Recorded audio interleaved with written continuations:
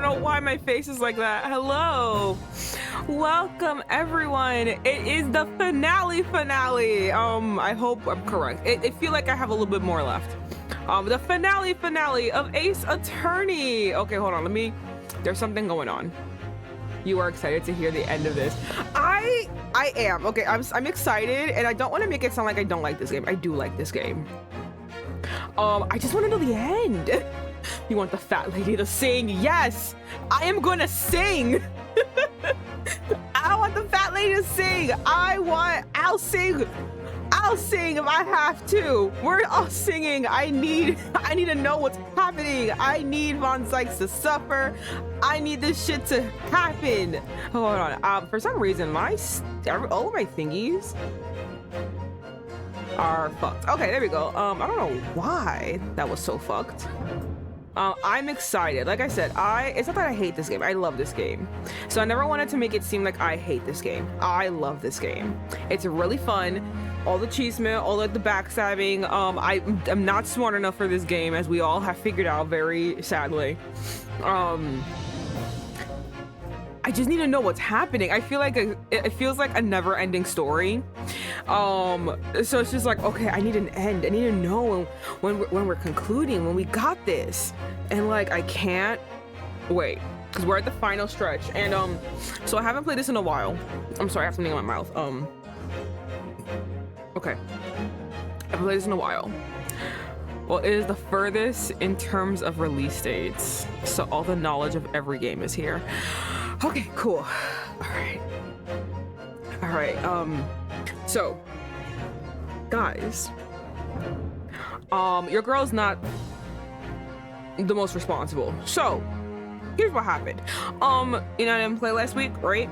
And when we left off, it was supposed to be like, oh, you have one more chance to prove something, and if you can, then you're donezo, right? Guess who didn't look up what she should do? Me. So I don't know what to do. I don't want to lose this case. But I don't trust my own knowledge to get me through this. So we're at a very funny pickle where I either can look up what I gotta do, or I'm here to help out. Thank you so much, Stone. So like, I'm just should I look it up, or should I just, depend on myself? I don't feel confident enough to depend on myself. Okay, I have a walkthrough just in case when I have to. But we are here and we're gonna start. I'm scared. Okay. To stand so insolently before the court in a state of such high fever. Either the man has extraordinary strength of mind or an extraordinary lack of feeling. I imagine he's feeling very little very little now. The detective is sleeping soundly in one of the antechambers. He's fine. Leave him alone. Leave my boy alone. I love him. Also, I just realized, I should have said this before, but I just realized, because funnily enough, I just realized that I was actually not filming in 1080p. So I think I changed up the settings so that I am now filming in that resolution. So hopefully everything looks nicer and clearer. So if it does, tell me. If it doesn't, if it looks that the quality looks like complete horseshit, yeah, just let me know. Not in the neatest of ways. It is much sharper. Ooh, perfect. Okay, thank God I did something good. Oh, thank God. Okay, so I am hopefully, and now thankfully, filming in a better resolution. I don't know why the fuck my thing has been going on for so long in such bad resolution. I didn't even notice it until I did something today, and I was like, wait, what the fuck? Why does it look so bad? Now I know why. All right. So, Strike a man when he's down, why don't you? I know, leave Sholmes alone. I love him. I will say one thing that I will be really, really devastated about is when I no longer can depend on Sholmes making me laugh. That is gonna make me so sad. Oh no, wait, you can see me floating. Oh my god, the consequences of all of this and me not changing anything. You see the bottom of me. Oh no, I'm a lady. You can't be seeing me this way. I'm a lady. There you go. I don't act like one, but I am. Where did your legs go? Listen, you don't need to know, okay? They're off somewhere else, you know, having a grand old time. All right? You don't ask a lady where her legs go, where her legs went. Let me see. Chat. That's what I'm looking for. There you go. Oh my god, I have to fix all of this for everything. Oh, you have how many scenes I have? Okay. That's a problem for later me. What did I say? Well then, counsel, are you fully prepared? Not at all. Yes. One statement, one piece of evidence. I won't let Mr. Sholmes down or Iris. I'm gonna cry. And I won't waste this final chance that Suzuto-san has given me. Oh, this motherfucker. This is going to decide the entire outcome of the trial. Fuck. Very well then. Under the terms I have outlined, you may resume the cross-examination. I don't like... Oh my god! There's only one chance! Makes you suspicious if you are a Kurisu. Oh my god, I gotta look that up. What nonsense are you calling me? While those ruffians were jousting with the broker, I was still near the entrance of the shop. It is demonic. Again, saying bad things about a lady. How rude. A lady doesn't tell her secrets, okay? So leave my legs alone. I was near the entrance of the shop. Hold on. No. Okay, cool. So I can still do that. A feminine agent spirit that is a floating head and internal organs. Oh my god. Oh my goodness. When the windy bank threw Nash over the counter, I felt a sharp pain on my arm. I pursued the man, but he shut himself in the storeroom. I could see him through the peephole in the door, though. The accused in the black coat shot the man in the back as he was trying to flee to safety.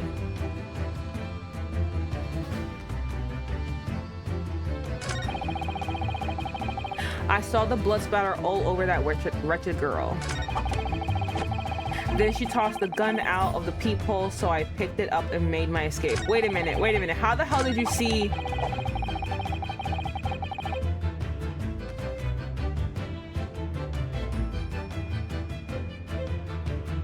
Is it this sentence?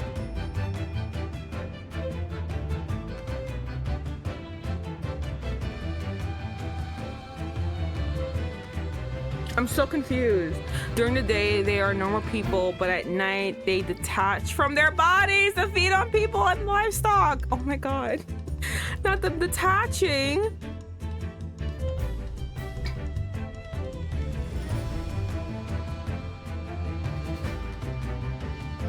Is it this sentence? This sentence doesn't make any sense. I pursued the man, but he shut himself in the storeroom. I could see him through the peephole in the door.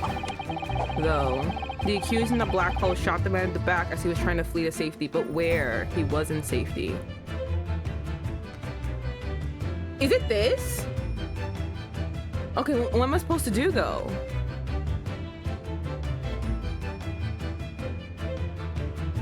What am I supposed to do? Am I supposed to... oh my god, I should have reviewed! Why do I do this to myself? Am I supposed to, God, I'm so confused. Am I supposed to, shit. Give me a second. Fuck, am I supposed to like, when in doubt? Okay, but I thought he said I can only press once. That's what I thought he said. Hold on.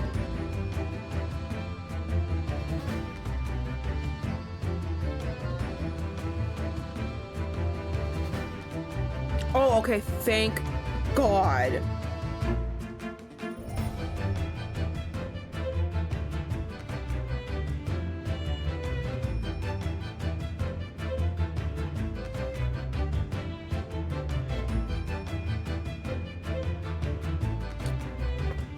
This is the final testimony being taken. Okay, cool. So let's just go.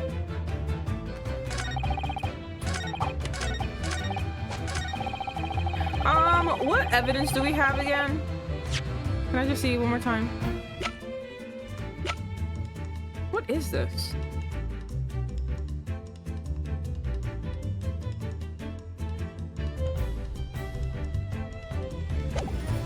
Okay, when the ruffians were jousting with the broker, I was still neither entered the shop. Hold it! Mr. Grayson, I take issue with your... I forgot, he does this so much! Oh my God, eat my ass, motherfucker! No, my little friend, I have issue with you. Kiss my ass! His lordship has been very clear the defense is... Okay, I knew it. Yeah, no, I knew it. There's something wrong. Okay, I fucking knew it. The lordship has made it very clear the defense is prohibited to present only a single piece of evidence. All right, give me a second. The prosecution demands stern punishment for any mischief used to make more of this cross-examination. Go fuck yourself. Indeed, just desserts, counsel, just desserts. Okay, thank you so much. Ow. This is what I get. Ho, ho, ho. Oh, he threw that mischief in your face, Bruno.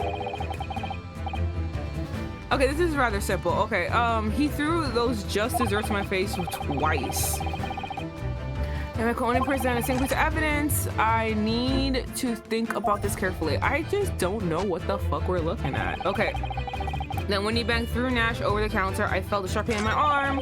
I pursued the man, but he shut himself in the storeroom. I can see him through the peephole and the door though. Just think this through. Look at the photos of Gina. Huh. Let me see.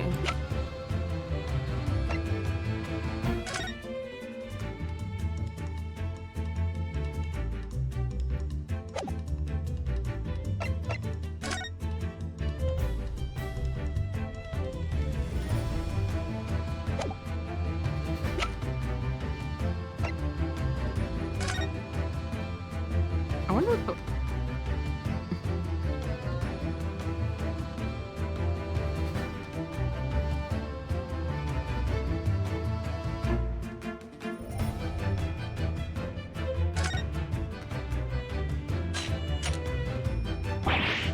Phew! Those vicious teeth look like they could rip through almost anything. They're good, aren't they? They're made of a special alloy I developed just for this job. The cutter rotates 10 times per second, so it can get through any kind of door in no time at all. And what are the two parts at the top there? Oh, those are for attaching hinges to a section of door that gets cut out. Right, of course. Nothing can match this machine for power. It can make mincemeat of even the toughest of doors. It sounds so charming and friendly when you say it, when you say what it's for, but it feels like the reality of Cap Flapomat is that it's a grim machine of door destruction. Wagaha is so adorable. There's nothing I wouldn't do for him, even developing deadly weapons. Okay, so you're saying that there's one simple, like, I'm guessing difference. So I am looking at them, but I don't know if I'm the one who's being crazy. There's nothing here. It could be just like an error, but there's something here. I don't know if that's...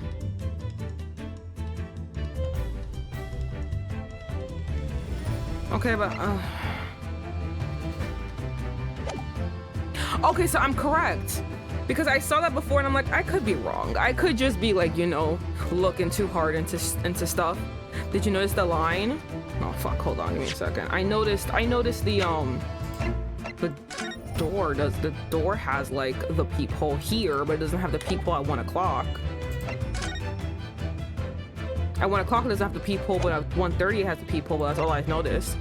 The 30-minute interval, a line appeared on the door. A line appeared there. Okay, so I was right. So I am right. I'm not. It's not just an error that I noted. Okay, so I'm right. This is the difference. Now, how do I present that? How do I figure that out? This is the only new thing that we got. But when am I supposed to bring this up? I can make a door with a hinge. Okay, I guess I can present this. I pursue the man, but he shut himself in the storeroom, and it's a peephole though. Let me see something. The accused in the black hole shot him.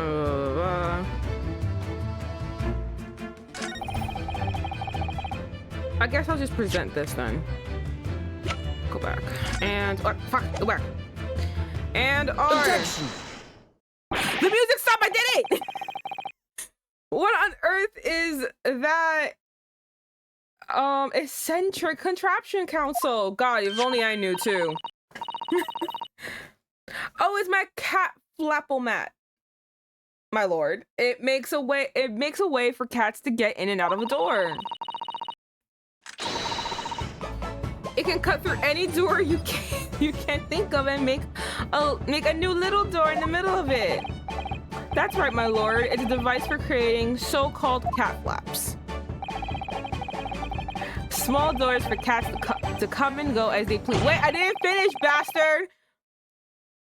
I'm sure we can all work that out for ourselves. All right, calm your tits. Calm your tits, my fucking god. No one's asking you to be all boisterous right now, okay? That's my job, and that's all the other fucking blonde's job. But he's out there passed out. You didn't get the job though.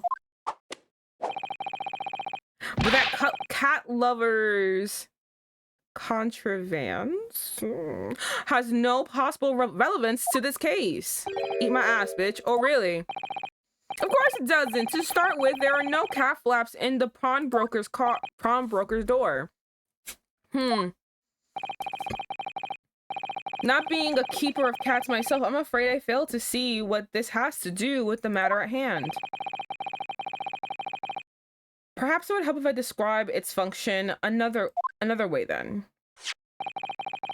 This contraption is able to create a peephole on a door any door you can imagine in particularly no time at all. I beg your pardon, a peephole you say? It's a very big peephole. Honestly, everyone's gonna find us. 2 nights ago, we arrived at the scene only minutes after the murder of Mr. Whitney Bank had taken place. Shut the fuck up, Brigson. That's right, according to the paperwork at the yard, it was you, your Japanese assistant, and Sholmes. Yes, the 3 of us were together, and it's recently come to my attention that my assistant made use of this device at the time. Your assistant did what? There was a peephole in the storeroom door. I can attest to that. Because I looked through the peephole myself in order to see inside the locked storeroom. His toupee fell off. I know, whenever we like shock him. Hi, Janice. Whenever we shock him, his toupee just like falls. Grandpa becomes bald. No, Santa becomes bald. This is ludicrous. What are you trying to say? Of course it was a peephole on the door. You know what? Actually, being a peephole in the door is kind of stupid. It's supposed to be a door that it's supposed to be a door to a room that no one should be able to go in. Why didn't I think of that? Oh my god, you're right. Oh my god, that's so right. The peephole on the door is fucking stupid. Why would you have a peephole on the door? It's supposed to have secrets behind it. I said as much as in my testimony. How else could I have witnessed the crime, for pity's sake? The crime doesn't make any sense that what you're saying. What you're saying is fucking stupid. But no one here, everyone here is fucking stupid. So everyone just is not gonna listen to me if I explain to them the way that people's bodies work. No one's gonna understand what the fuck I'm talking about. They're gonna be like, no, you're wrong because you're Asian. So man, that's how they're gonna deal with me telling them that they're fucking stupid and how the human body doesn't bend that way. Yes, how could you? What? Counsel, kindly say what you mean. All right, it's time. Time to strike the final blow. What I mean is this, my lord. My assistant made the... I didn't know Susuto did it, by the way. That is totally... Him saying it's like, wow, she did? I just knew it was used. I guess it was used. I was just like, you know what? Because there's like, it was no... Listen, I'm throwing shit at the wind. I don't know. He's making sense of everything I'm throwing at them. That's all I need. I don't want to be the one to make up all these things. My assistant made the people in the storeroom door, and until such time as she did. Oh, this is actually serious. The door had no hole in it to look through. What? No! I love the ballerina twirl. Yo, the brothers are just saying, they're like, why are we here? This is a farce. Are you really suggesting that the peephole in the door was... Also, be glad that Suzuto is not in the country right now, because that's illegal. You're so right, King. Oh my goodness. You know what, it's okay. My girl's safe and sound. Gonna go to Japan. I'm not gonna see her for 2 years. It'll make me cry. But she'll be back, and she'll be back in the next installment, which I think is, because this is Adventure, so I think the other one is like Resolve, but she'll be back and I can't wait to see her. Okay. Yes, it was created only after the incident had taken place by my judicial assistant using this device. Your assistant tampered with the crime scene whilst being fully aware of the gravity of her actions. When you say it like that, it sounds terrible. This is the most serious act of vandalism. When you say it like that, it sounds terrible. Okay? Maybe if you spin it in a different way, it won't sound as bad. Maybe if you just say, and she did what she had to do to make sure, to see who was fucking up what, then, you know, it sounds better. I didn't even make it sound better, actually. For which I humbly apologize, my lord, but I got answers, okay? Did you want answers? Did you want results? I got you results, okay? Like, fuck off. It was in the few minutes that I left the scene in order to pursue the Skokin brothers and alert the police. No, because that means the course of events is now different. Wait a minute. Is it? Hold on. Huh. Nevertheless, in the light of the new information, it becomes apparent that Mr. Graydon's testimony is riddled with holes. Riddled with, explain yourself, counsel. All right, I put on this sweatshirt and I'm fucking burning my ass off. Give me 1 second.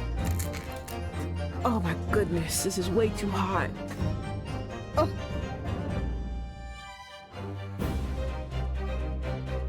Oh God.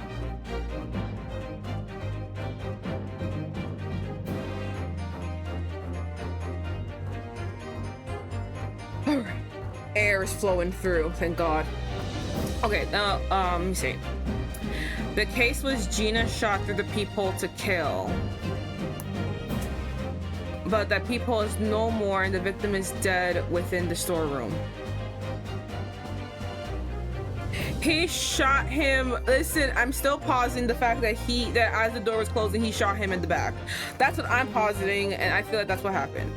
The majority of Mr. Graydon's testimony that appears to incriminate the defendant is based upon what he witnessed through the peephole in the storeroom door. Yes, that filthy girl shooting the man in the back. However, if at the time of the incident, the peephole did not yet exist in the door,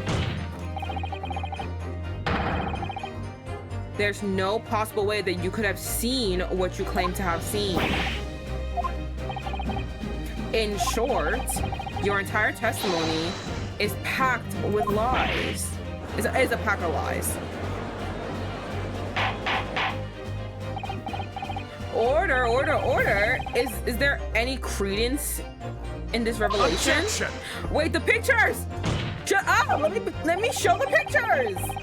None whatsoever, as my learned friend must surely realize. No, I have some.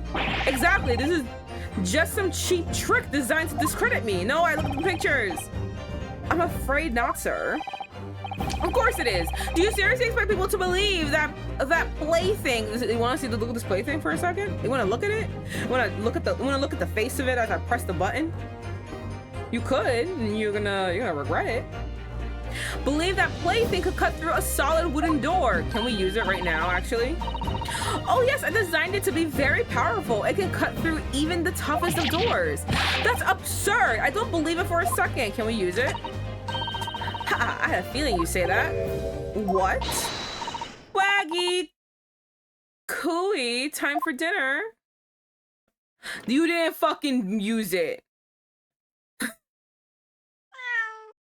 Oh, baby. Oh. Well, you didn't use it on the fucking door of the courtroom. Not only we got Suzuto, she already used it in court. Not only did Suzuto in trouble, now you're gonna get me in trouble too. Young lady, this is the Old Bailey. We must not make cat flaps in the oak panel of the Old Bailey. I'm not done yet. Don't worry.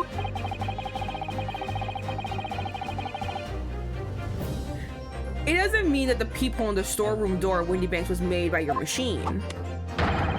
He is bleeding. Yeah, no, I think we pointed that out already, didn't we? I feel like we did point that out already, that he's bleeding. If we don't, then we got something else to do. And there's no way you can prove that it was. No, but it's easy. What? The cat flaps my cat flapple mat. I can never say it straight. I have to pause. Creates the caps my cat flapple mat creates are all of a fixed size, and the dimensions of the peephole in Windy Banks are the exact size. He really is trying.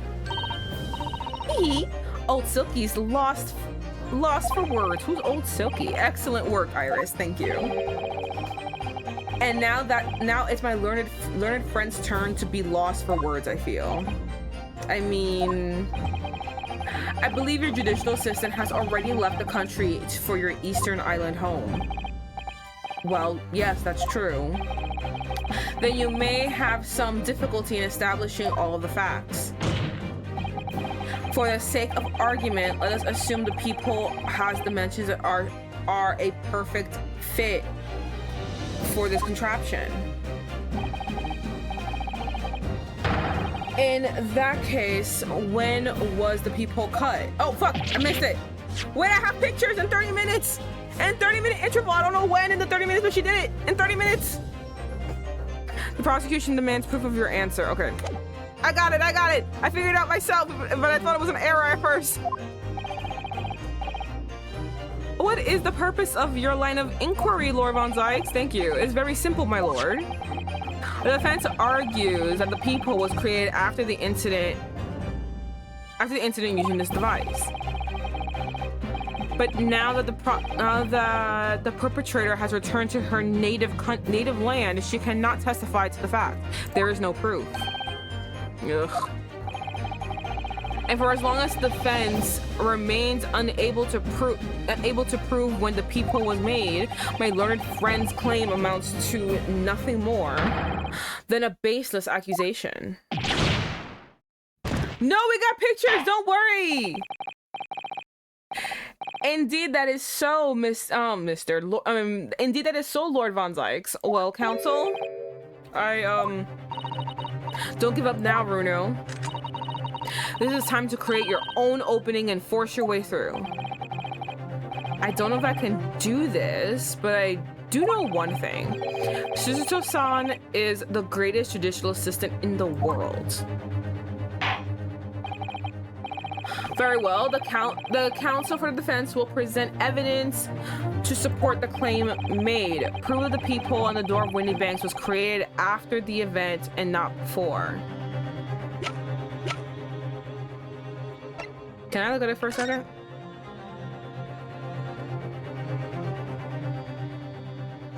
Can I show this one? Does it matter which one I show? When did he die? Oh, autopsy. When did he die? Perfect. Okay, cool. So I'm gonna show this one. And present. Take that! Right on your fucking face, you stupid bitch! What are you? A print from the detective's infernal cameras again? My judicial assistant, Miss Suzuto Mikatoba, is an excellently intelligent and capable woman. Thank you! Tell him, bitch! Which is why I never had any cause to doubt that she would have considered the scenario and made sure I had the necessary proof. And necessary proof is this photographic print, Council. This print shows a scene in the shop moments after the defendants entered the premises. Agreed. I got a permanent furrow. And it also shows the accused mercilessly wielding a gun in the direction of the defenseless broker.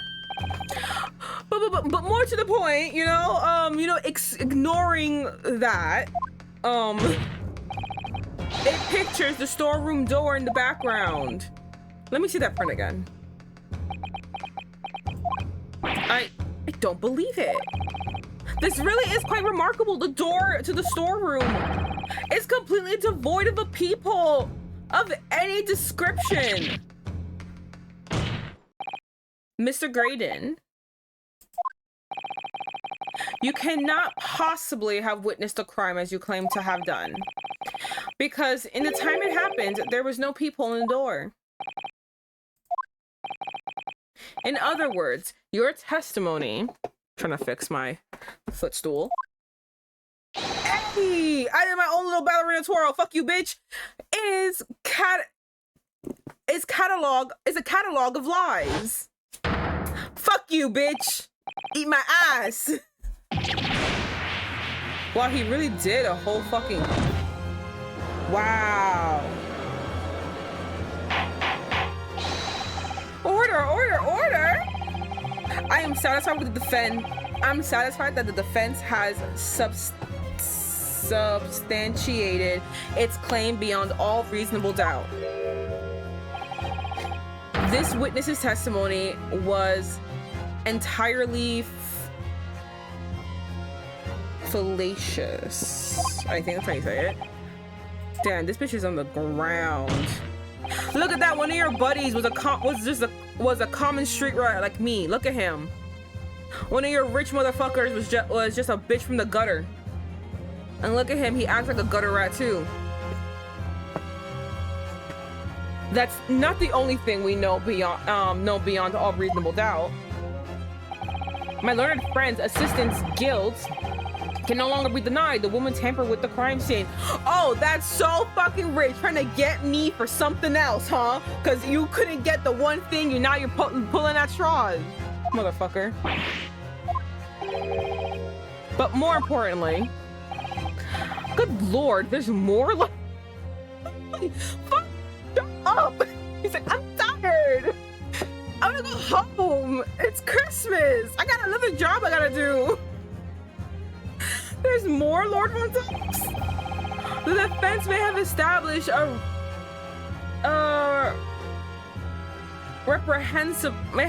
reprehensible instance of perjury. Fuck you. But that is no proof that this man is the victim's killer. Wow, he gets up now. Yes, that's right. What? I was there at the scene. It's true. Oh God, he's laughing. Oh God, ew, his smile is gross. Ew, why he look like that? Ew. And I was shot in the arm. It's true, but that's all. Yes, in fact, if you look at the circumstance, I am the victim here. Wow. So bold. Oh, please. The face of I win at the end. Oh, God, I don't believe this. But they're right. As it stands now, I don't have any definitive proof that he is the culprit. Still, he can worm his way out of it now. Iris, you know what they say.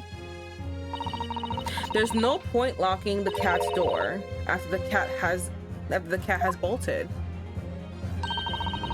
Isn't that right, Bruno? I don't know what the fuck you said, little girl. As Hurley always says, one lie begets another. Oh my God, Zakiya, not with the blue-eyed stare. That's exactly all I saw when I looked at my screen. Stop the blue-eyed stare. This is why blue-eyed people are crazy looking. The cat already escaped, so why lock the door? One lie begets another. No, wait, that might have been a line I wrote for him in one of his stories. Yeah, no, that sounds too smart. No, well, no matter who said it first, you're right. Mr. Graydon, not only did you give false testimony to the court, but the lies you told make no sense. Thank you! Is no one gonna fucking talk about how he's described the murder? That makes no fucking sense. It's not how the human body... I know all of you bitches are fucking stupid. Fucking inbred fucks. But that's not how the fucking human body works. Make no sense? What do you mean by such a remark? God, I hate you. What you said in your testimony reveals that you know something you shouldn't have known. In other words, there is a fundamental inconsistency in your statements. What? Objection! I hate this man so much. God, I could never be a lawyer because in the moment some bitch starts yelling objection, I would have to jump them. I would have to turn around and just go to their fucking bench and start beating the shit out of them. Like, stop interrupting me, motherfucker. This is provocative talk counsel.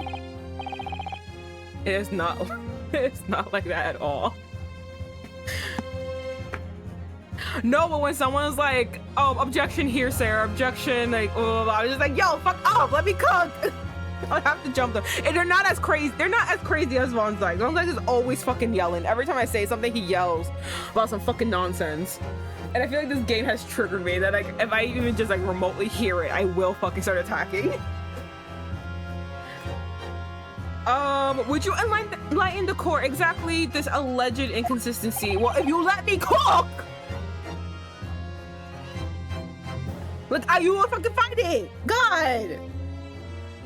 Nope, they only want the straight truth. Anything sideline does not work. Iris was right. One lie begets another. The inconsistency is revealed by the lies in the witnesses' statements. Oh, fucking Christ, I only have two! They show that Mr. Graydon had knowledge of something he shouldn't have known anything about, namely, the people. Because it happens after, so how the fuck did he know about the people? Honestly, any of these, the people, the bloodstains in the coat, he should have known there's bloodstains in the coat. It's a black coat, no one even knew. Not even the person who was holding it for fucking months straight knew. 3 months, actually. I forget how long it was. I don't know about the third gun though. I'm gonna take a bite of my cookie and then I'm gonna take a bite of my cookie and think about this for a second.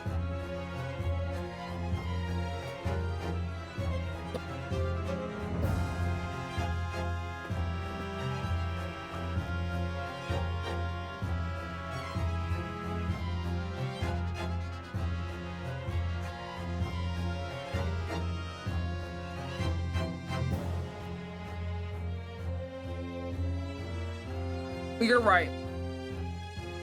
You're right. Not the third gun. He brought that in. So that's nothing. But it's the peephole and the bloodstains in the coat. I feel like I should say bloodstains on the coat though. That makes more like. That makes more sense because like. He could have come after and found the peephole, but how the fuck did he know that coat was used in in a murder? Do you know what I mean? How did he know it had bloodstains on it?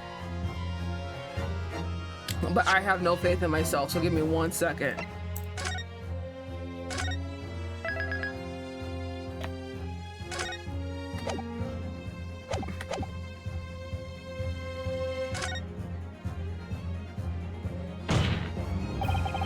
The bloodstains that were present in Mrs. Lestrade's coat.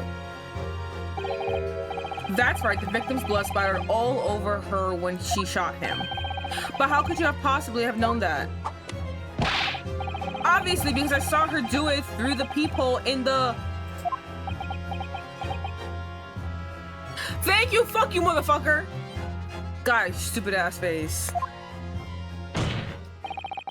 The point is not that you lied in your testimony, Mr. Graydon.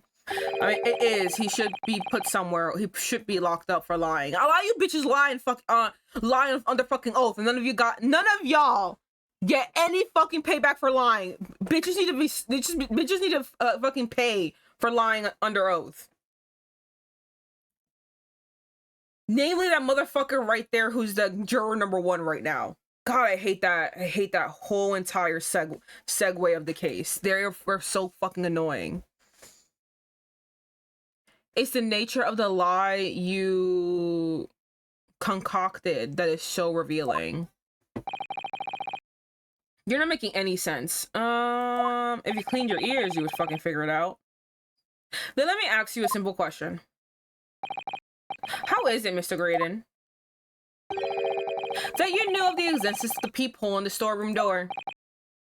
What? Well, obviously, I...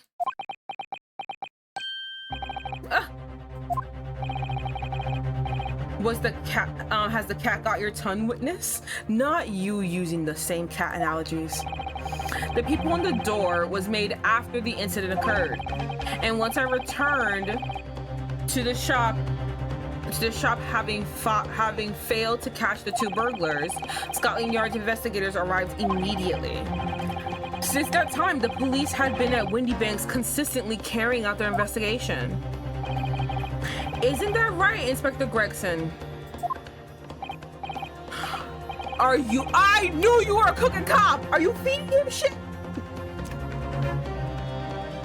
Well, yes, of course. The place is chock full of pawned articles, and my lads have to thoroughly examine them all. So I gave the order to have the officers working around the clock in shifts so they get through it all. Not exactly crooked. I don't care. He's crooked. Hate that man the minute I saw him. So happy I get to take him down now. And consequently, there's no way that you, Mr. Graydon, could have gained access to the shop. Therefore, you should have known something about, you should have known nothing about the peephole on the storeroom door. So the fact that its existence forms the basis of your testimony is completely inexplicable. Objection! Excuse you, we're on the same side! Right now, we're on the same side! I'm being racist for 5 seconds! We're figuring out an injustice in the government! And yet the fact remains that Mr. Graydon did maintain that he witnessed a crime taking place through the peephole on the door. How on earth is that possible? Can I have a word, please? Lord Vonzar, oh God. He's just helping out by making me mad. God, we're on the same side right now. There are moments where we have the same fucking thoughts and you just want to be a bitch just because I'm Japanese. Speak, Inspector. It's just that I really ought to be getting back to the station now to put in my report. There's really nothing more I can add to this testimony, so if it's all the same to you, permission denied. Thank you, the first time I'm actually fucking happy that you said something. Fuck you. It's not all the same to me, Inspector, not at all. You will remain exactly where you are until this trial concludes.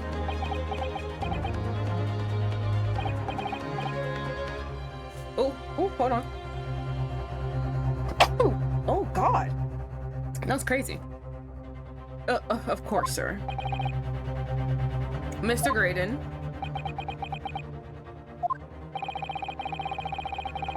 Thank you. You shouldn't have known about the existence of that peephole. Which can only mean that you must have been informed about it by someone else. Objection! We're on the same side! Stop there, my learned friend. I'm gonna take down the government with you! You realize, I trust, that the words that you just uttered have extremely serious implications. Yes! I want that motherfucker imprisoned! I want all the people that he put away to come out and beat the shit out of him when they see him in the courtyard. Yes. But the defense believes that the details about the case that Mr. Graydon claims to have seen must have been revealed to him by a certain person before his testimony. And in fact, considering a particular clue we have, there's really only one person that could be. Who was the person in question, counsel? Who could have given the witness details of the crime scene to facilitate their false testimony? Or obviously not her, not him, not her. He's dead, not her. He's accused.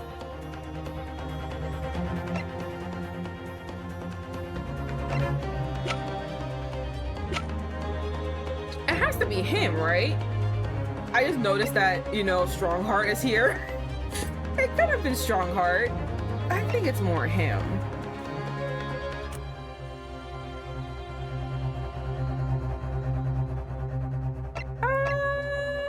He is the only officer. Okay, cool. So I was right. And alright. Take that! The truth is, the talk on the sidelines, you're right. The truth is, it can only have been you, Inspector Gregson. See what happens when you're fucking the enemy? When you're fucking a criminal? Objection! Me? You had better have some proof to sustain such a rash claim, my lurid friend. You mean other than them talking while fucking testimony was being given? Other than that? Consider the fact that we have only been aware of Mr. Ashley Graydon's identity for the last few hours. We learned of it only during the course of the trial today. Indeed, preparations for his testimony were made with great urgency during our hour-long recess, while the police execute the subpoena and brought the man here from the communication station. And until that time, Mr. Graydon would have had no idea, no inkling that he would suddenly be required to appear in court. Are you suggesting that until such a time as he was summoned, Yes, my lord. Until then, it's reasonable to assume he knew nothing of the people.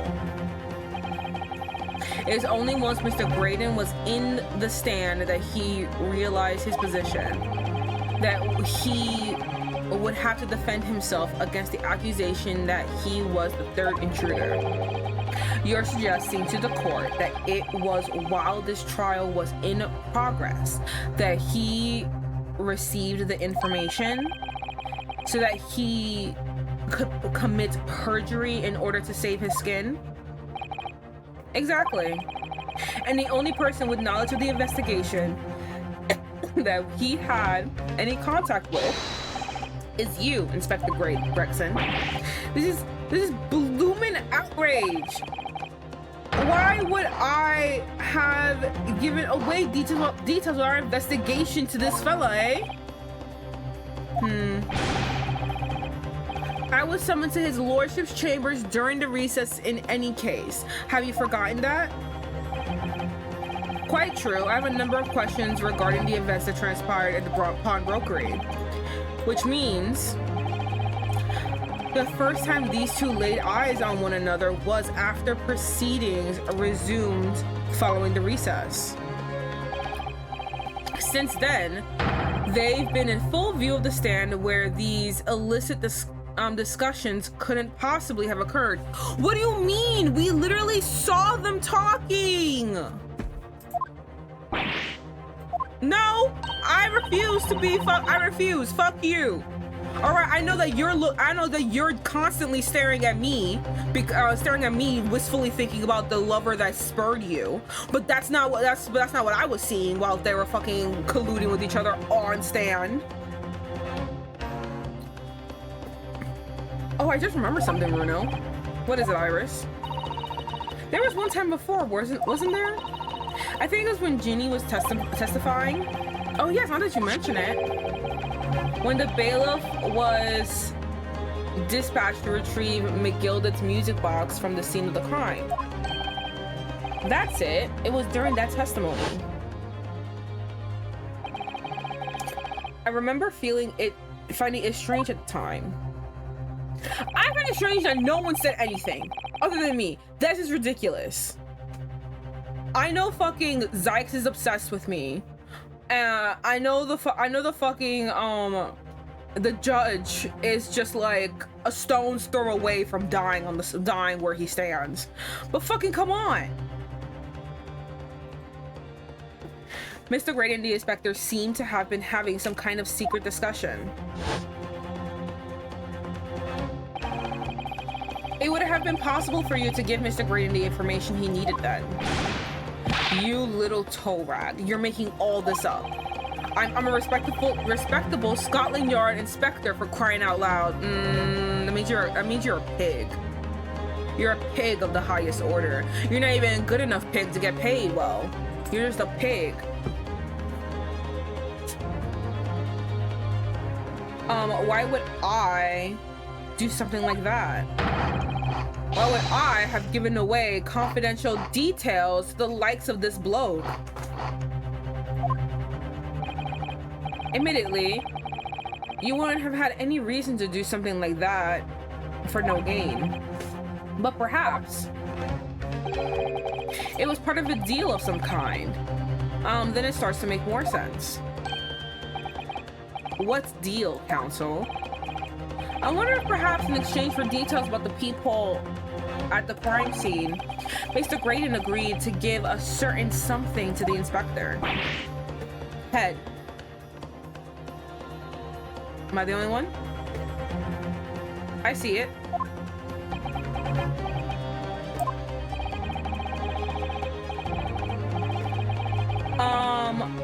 I'm sure I need not remind the inspector that if found to be true, striking a deal of any kind with the witness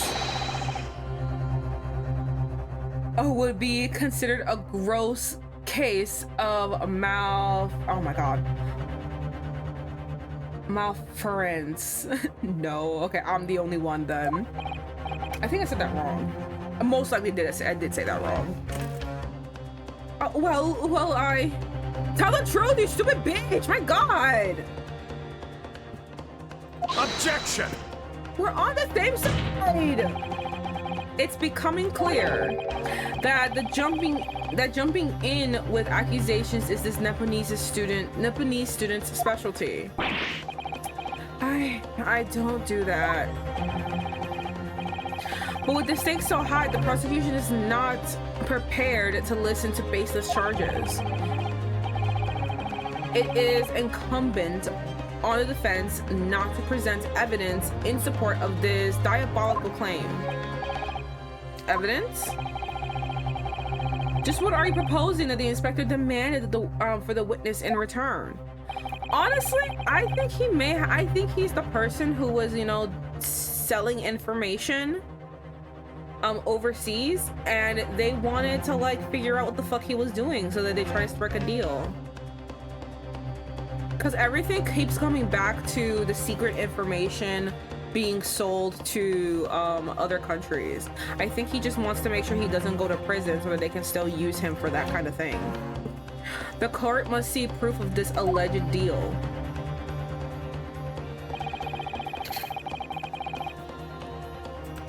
If Inspector Gregson really did strike a deal with Mr. Graydon, then logically there's only one thing he could have asked for.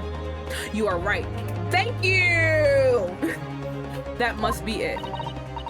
I hate this face they do to her. This is such an ugly face. They're trying to make her like serious, but they make her look like a doll devoid of a soul.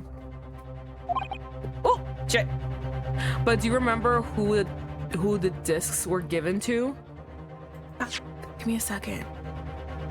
Bruno, do you think it could be? Yes. It's the missing link that would join all the dots together in this puzzle. I must press you for the answer, counsel. What evidence explains the nature of this alleged deal that Mr. Graydon made with the witness?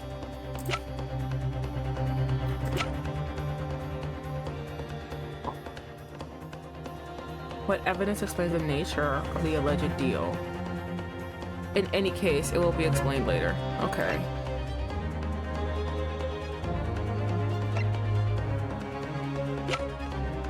Should I just show this again? Do I just show the paper again?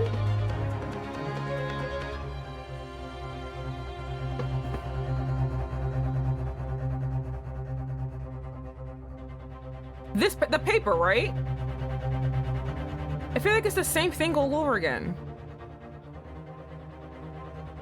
Because it explains the nature of this. It's this.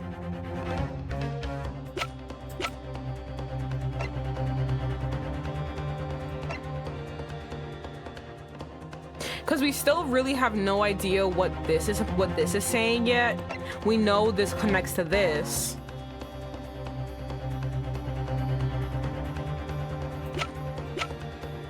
Because if Gregson was ordered to get the discs at any cost, then the simple deal would be swept under the carpet. Yeah.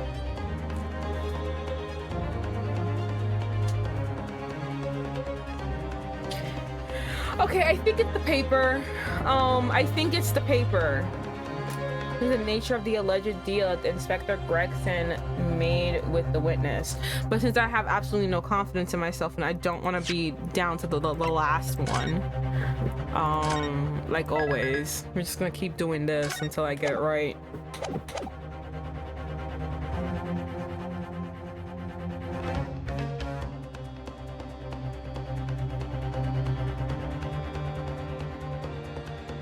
Never hurts to say. Yeah, thank you.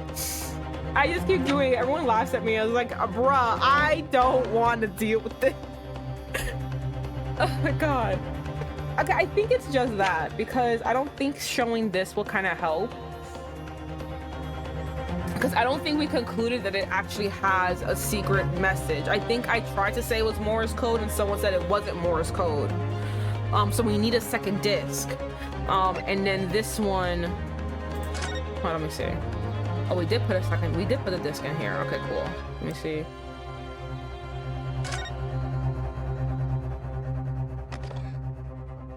So we don't have a second one.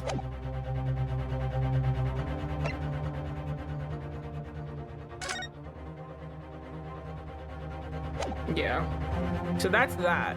That's in there.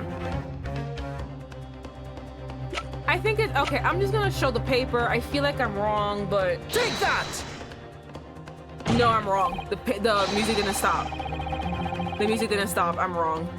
This, my lord, is exactly what the deal between these two men are all about. Well, Inspector, what do you have to say for yourself?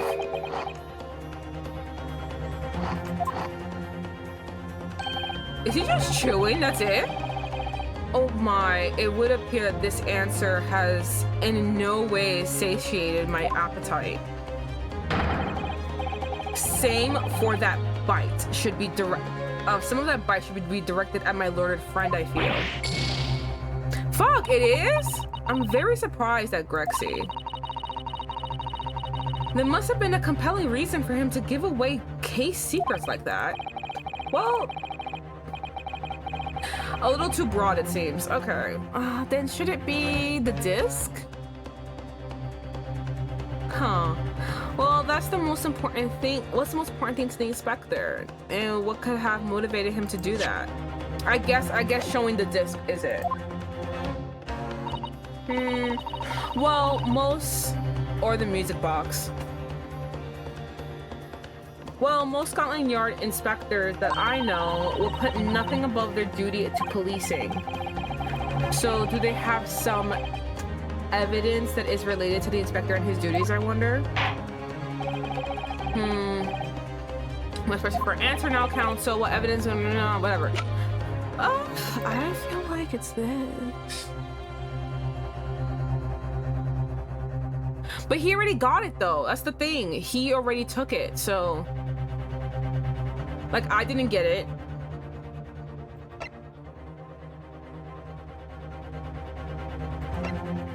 Like, Gregson had this, right? Like, it was... He got one disc. And it was this disc. He took this disc specifically. The second one is missing.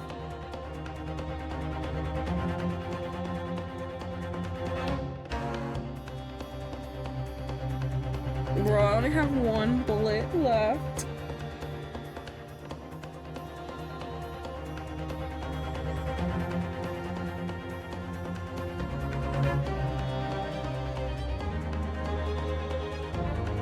I'm gonna show the music box disc. I think is this. Take that! It's right! There we go, the music stopped. Inspector Gregson. Besides this murder, it is not true that you've been working on... Is it not true they've been working on another very important case? What are you getting at now, Sunshine? Is it possible that this other top secret case... It's what... is what's alluded to in this newspaper article here. The classified secrets being leaked overseas from the Ministry of Defense. I keep saying defense, justice. I don't know what's wrong with me. Taking another bite of my cookie. This white chocolate is really good.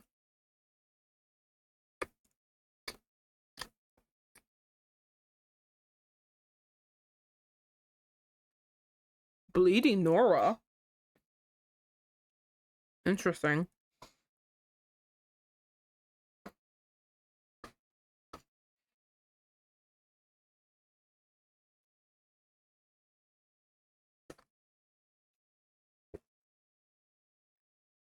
How the bleeding Nora could you?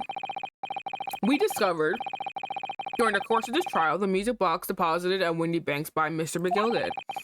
A special music box designed to play two discs at once. It would seem very likely now that encoded on the pair of discs that were in Mr. McGill's possession are the lead classified secrets.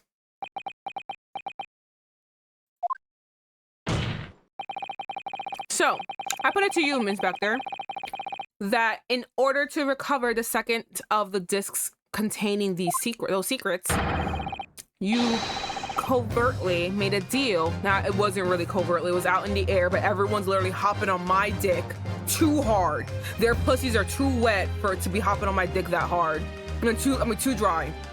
to be doing this, but they've been on me for so fucking long. They're not paying attention to anything else that's happening in this courtroom. No one saw Iris make that fucking hole, make that fucking cat flap. No one saw these two fucking talking on stand. Ridiculous. You covertly made a deal with Mr. Graydon in which you exchanged the discs for details of the case. You little...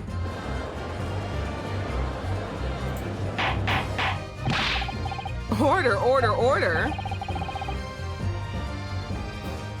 On the day of the incident, when we met in Windy Banks, you said this.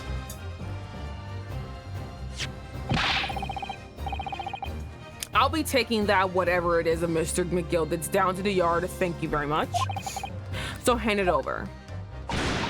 No, don't give it to him. It's mine. That is mine. I'm sorry, miss, but anything belonging to Mr. McGill has to be taken in as evidence now. Scotland Yard already knew at that time, isn't that right? That Mr. McGill was involved in the stealing of government secrets.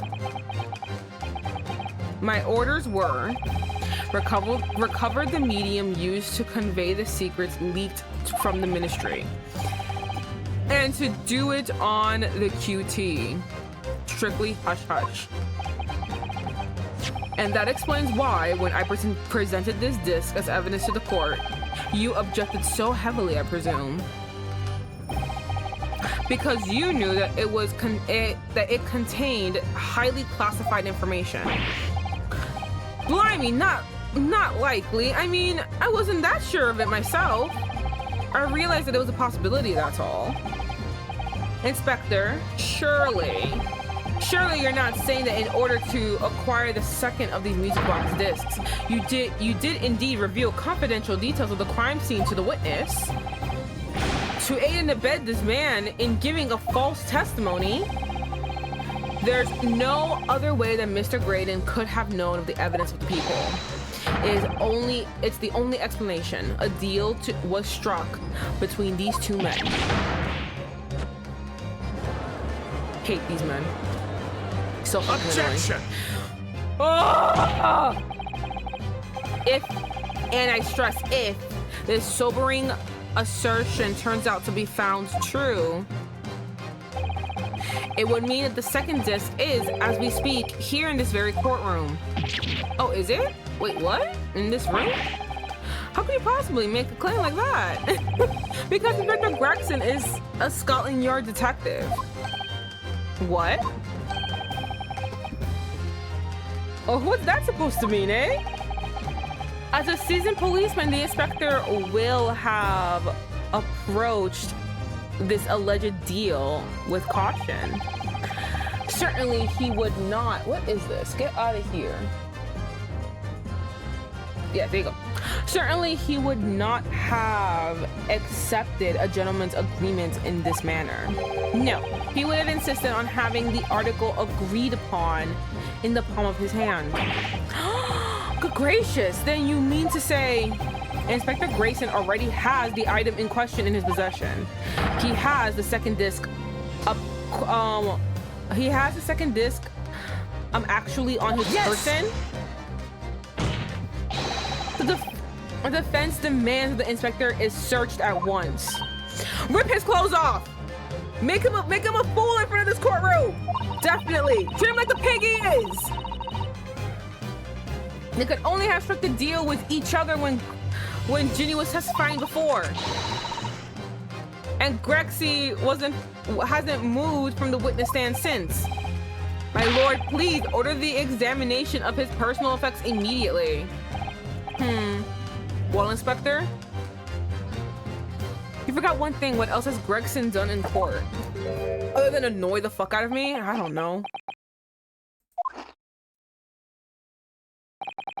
This young lad wants to this young lad, oh my god, this young lad wants to tone down his imagination. He insulted me and my profession quite enough. However, if he'll put this matter to bed and display any doubt about my involvement, then I'll happily submit to a body search. What? He's going to agree to it? I presume you're aware of the precipice on which you now teeter, my learned student friend. Precipice. Oh, there you go. You made a most serious accusation against Scotland Yard here. If following the search of the inspector's personal effects, no disc is found, you will be deemed unfit for court service. This trial will end, and my country's government will formally demand that of yours that you are severely reprimanded. That sounds serious. Yes, it sounds serious, my guy. It sounds very serious. Indeed, to have a visiting student make such defamatory remarks about our country's most senior police force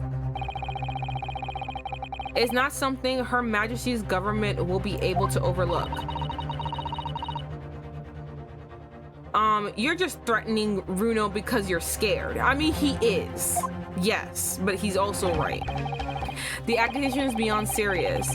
You must be prepared for grave consequences. It is true. I can't imagine Gregson would have accepted a gentleman's agreement for something so critical. This disc must have physically changed hands, which means the inspector should have it. But somehow, something doesn't feel quite right here. Very well, counsel. You know the implications, so let me ask you one final time. Yes, my lord. Do you still persist in formally requesting the search of the inspector's personal effects? Search someone else? All right, hold the fuck on. Hold on. Oh, okay, hold on.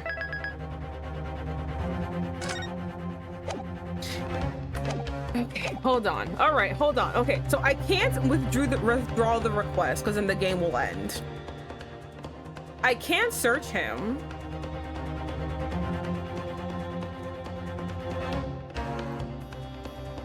Gregson did one other thing in court. Oh my god, I'm trying to remember.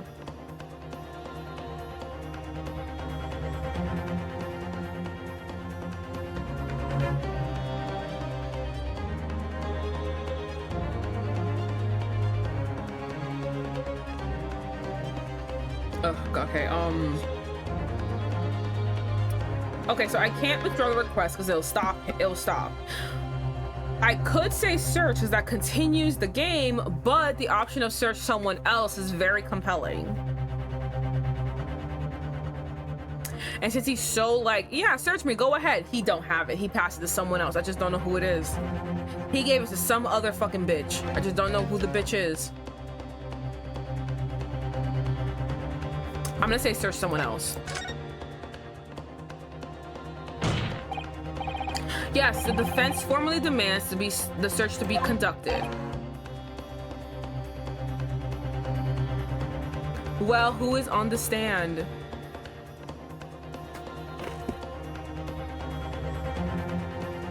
Well, don't say you weren't warned, but your typical Nepalese stubbornness may well land you in hot water this time. Listen, I know you want to kiss me, but I'm so sorry. I demand people with a pulse and a kind of tan, okay? You have like the general looks, you have the general, not really the vibe totally, but like, listen, you clean up well. The problem is that you have a stick up your ass, you have a fucking weird obsession with wealth and status, and you just fucking suck. You look like a corpse. Like, I'm sorry, I'm not gonna kiss you. No matter how much you argue with me, it's not gonna be enemies to lovers. You're just gonna have to get over it. Okay, find someone else to kiss. I know no one wants to be around you, but that seems more like a you problem than a me problem. So please fix yourself, and then you can get someone to kiss you. Leave me out of this. Perhaps a lesson will do you some good. He did shake someone vigorously when they spoke a lie. Fair enough. I've got nothing to hide. Wait, did I say someone else then? Very well then. Bailiff, conduct a search of the inspector's personal effects. Yeah, I said someone else, bitch. Oh, this was a little silent squeaks. Silent slaps. The defense demands a search of not Inspector Gregson. What? Now what's all this? I'm the one you're accusing, aren't I? I thought you wanted to search me. Oh, now you want to be searched? Go fuck yourself. You're not being searched. No, Inspector, not you. Someone else. What is the meaning of all this, hey? Lost it at last? Have you, sunshine? The court shouldn't have to put up with this nonsense. Oh, fuck you! You're in the beach. Shut the fuck up. I'm the one who runs this bitch. You're being completely irrational. Be quiet, all of you.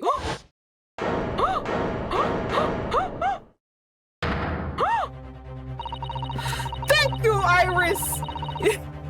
Iris is tired of these games. She's like, I'm 10 and I'm tired. All you bitches are annoying me. I've been seeing the truth and all you motherfuckers want to run around it. Bruno's doing what you all told him to do and having the courage of his convictions. Thank you. These motherfuckers will never stand on business. So you should respect that and listen to what he has to say in good faith.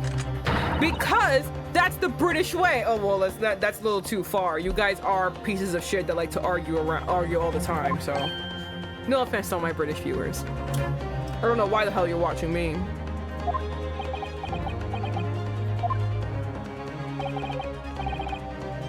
Well said, young lady. Indeed, the court is in awe of the defense counsel's conviction and eagerly await his next words. I do too. Wait, I have to be the one to do it. Fuck. I don't remember who he shook. Vigorously? He shook one of these two. I think it's one of these two. I just don't know which one. The short one or the tall one. I can't figure it out. You what? Now don't be hasty, my lord. If I'm not mistaken about the things I've seen in the court today, I'm fairly sure that I know who has the disc at the moment. There's only one person it could be. No, I don't want to be the one to choose. Why can't you do it for me? It's one of these two. I just don't know which one. I just don't know which one.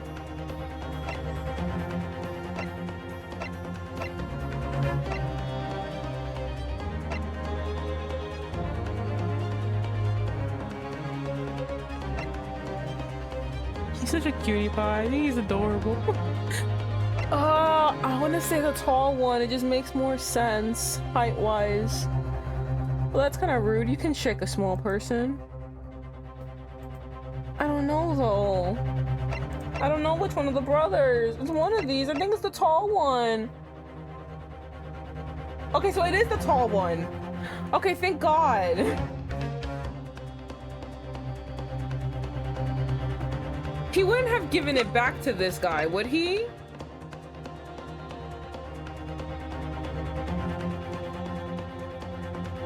What did he shake? I'm so confused.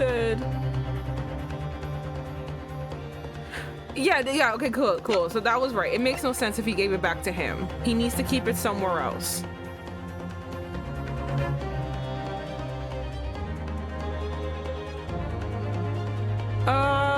Okay, because I have no faith in myself.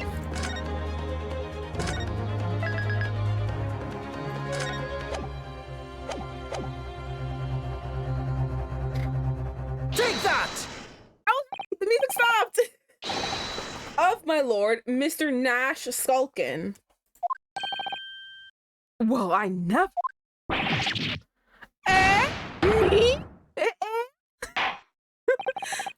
Time for a deep strip search. Let's go, bitch. Look at everything. Very well then, bailiff, restrain the witness and conduct a thorough search of his personal effects. Now, how vigorously angry I was before about strip searching the inspector in front of everybody.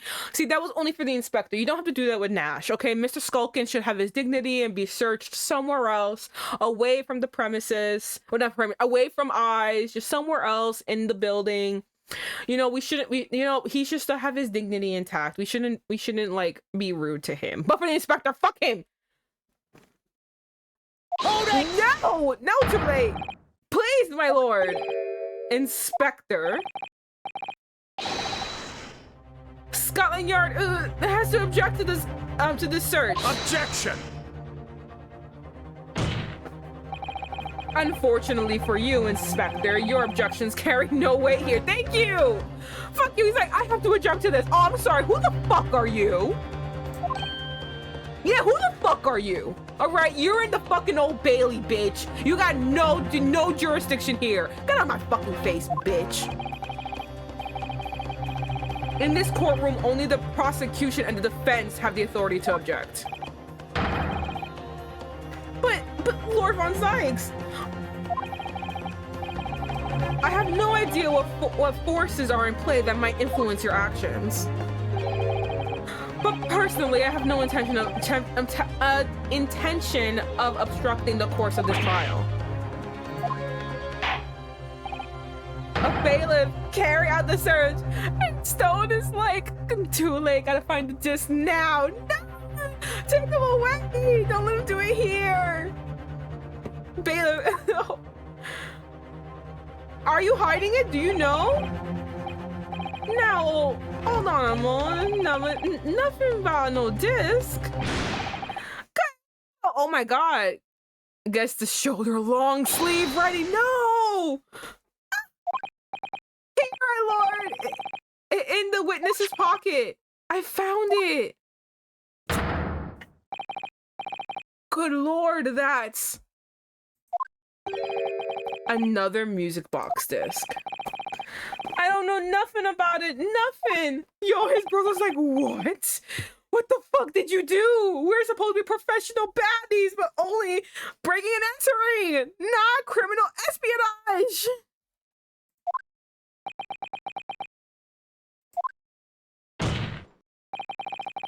That is the second music box disc left behind by Miss Magnus McGilded. Is it not, Inspector Gregson?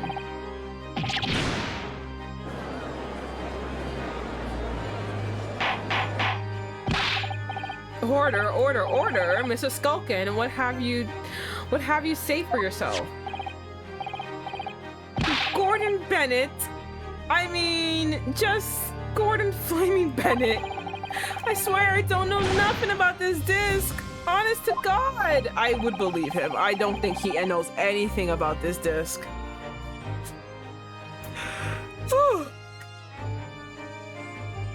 Carlton, would you please explain what exactly is going on here? Bro, I don't know. I just threw out a whole bunch of shit and it came true.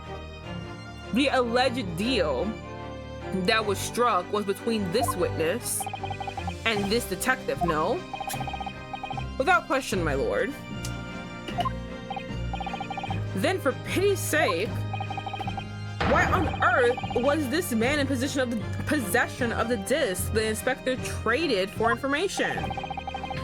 Inspector Gregson is a shrewd, calculating man who rarely loses his composure. But in one particular point of trial, he exhibited some unusual behavior for a brief moment. I don't recall. What unusual behavior? Did none of y'all pay attention? I say, as I also forgot that, he did that. I feel like all of you should be paying more attention than me. It was, yes, during my cross-examination of Mr. Graydon.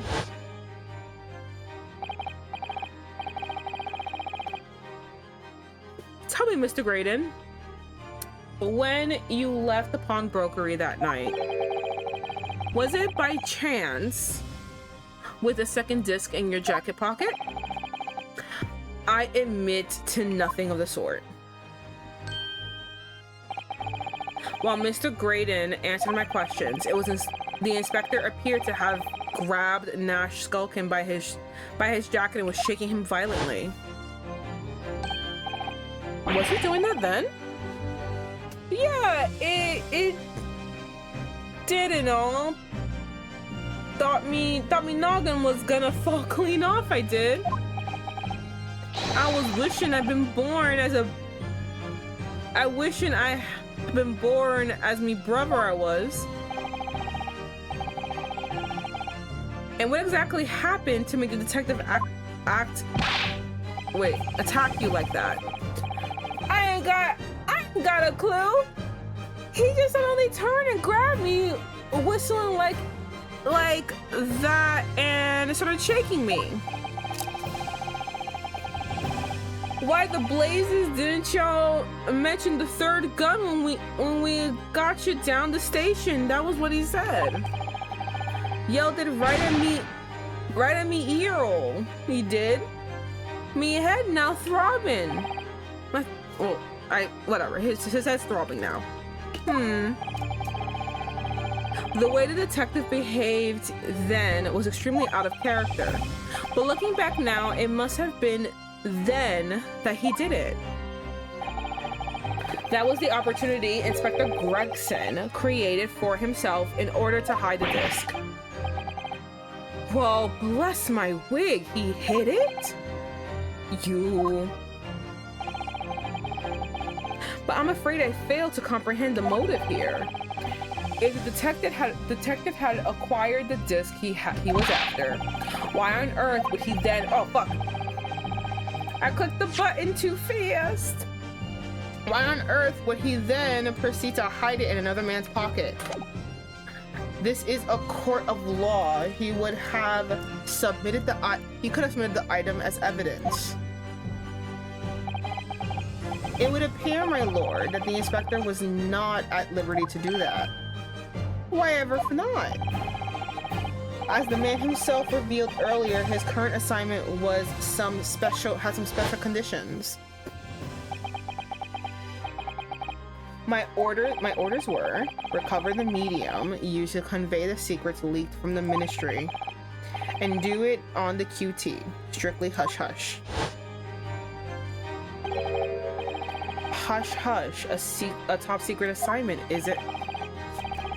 As far as we're aware, the information stolen comes from confidential government communications. It would seem that if that information were to be revealed in court as evidence, it would be problematic. Does it sum up the situation, Inspector?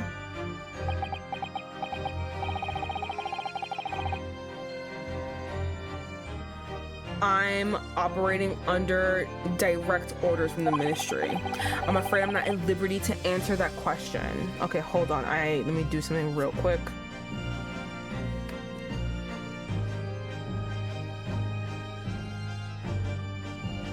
I just realized something.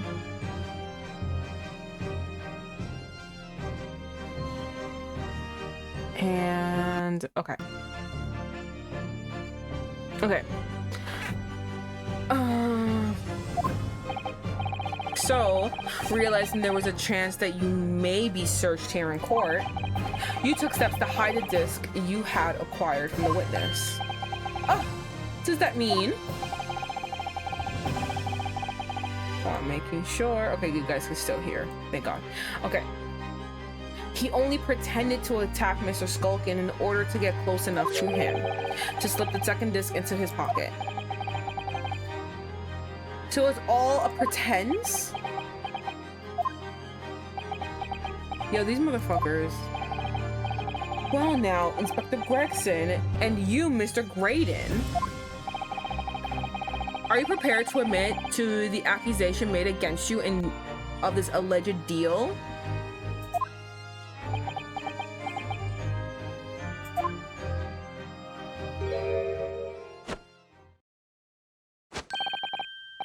Admit to it, yours truly, please. Mr. Graydon? Clearly, our Eastern visitor has an uncommonly active imagination. Are you serious? You're gonna be like, no, I didn't do shit? I am so upset. I keep trying to do something and it just doesn't work. Very upsetting. Okay.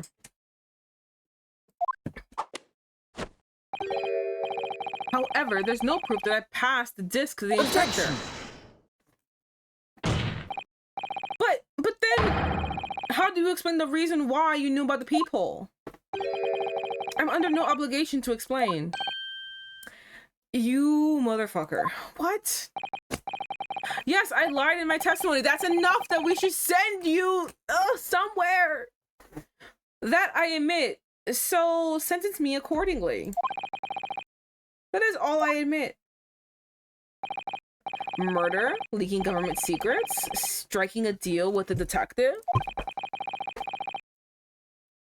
All of it is this young Eastern man's fantasy. I have no idea what any of that is about. You... what? This is so annoying. Well, what about you then, Inspector Gregson? Do you admit to making a deal with Mr. Graydon in order to acquire the disc? He's not gonna admit to shit either. Ladies and gents of the jury, as a Scotland Yard inspector, I will declare this and nothing more. I am acting in the best interest of the country. Whatever I've done, it's been in the name of justice. So, as members of the public of this fine country, I'd like to think this justice will be your guiding light when you're making your decisions.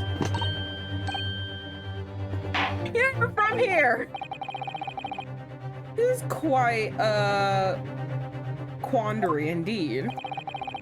Rarely have I encountered such extraordinary tumultuousness in the concluding of a trial. God, are we nearing the end? Seriously? Nevertheless, in the absence of any further evidence to be presented, I believe it is time that we put the matter to the jury for their final leanings. Bruh, I don't know. If I were the jury, I'd be like, I literally don't know anymore. Well then, as a fellow servant of the Queen and country, oh, go fuck yourself.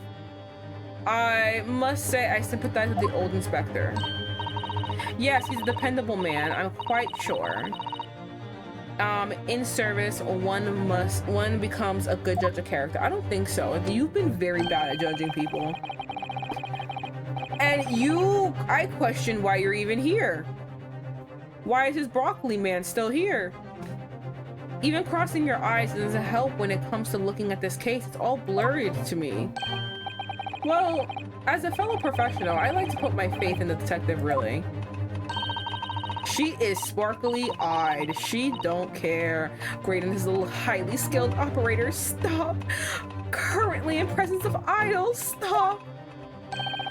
Detective has very much trust in eyes. More than this, I cannot say. I don't believe it. These 6 jurors are. They're going to believe Gregson? And to declare the decision now? Is Jeannie going to be found guilty? If I don't manage to produce some definitive evidence right now, then we're going to lose. Either some proof that Graydon killed Windy Bank or stole those government secrets, or some evidence to force Gregson to admit that he struck a deal with the witness.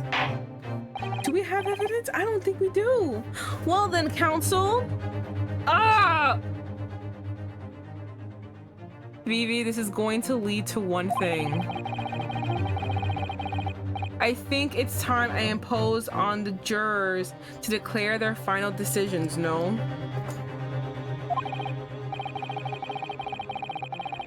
And it means breaking every law! What are we gonna do? That is, until you have some compelling evidence you have thus far not presented in court. If I let the judge call the jurors to announce their leanings, Gina will be found guilty. So there's no choice then, Bruno. We have to throw some more evidence at them. What evidence? Iris! This is it now.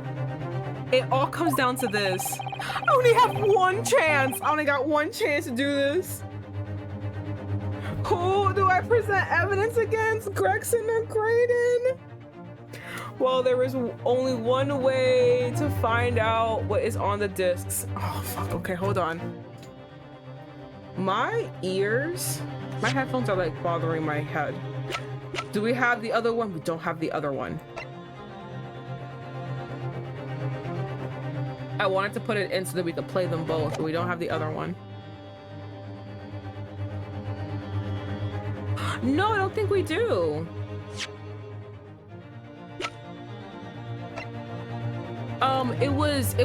It's not in the court records. I don't have it.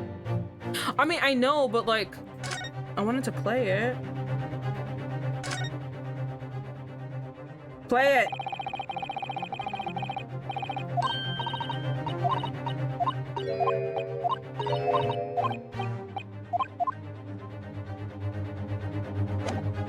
Technically do now, but both are in the court. The evidence both in the courtroom, okay. Who do I?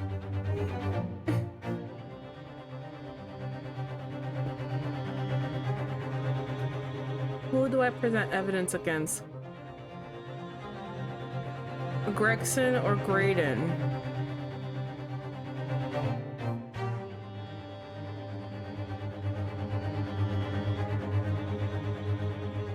I think it has to be Gregson. Graydon's not gonna say shit. Graydon's is gonna say, I don't have to answer to you, I don't have to answer to you, but we can force Gregson's hand, I believe. Fuck.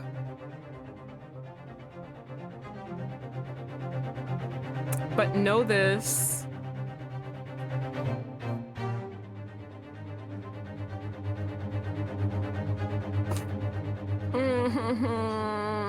This is hurting me. You are going to spill government secrets out loud. Who cares? I don't give a fuck. I don't give a fuck about that country.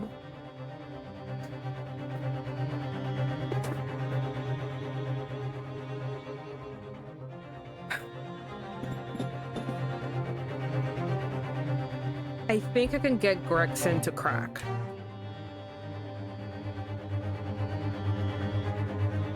This is in line with execution.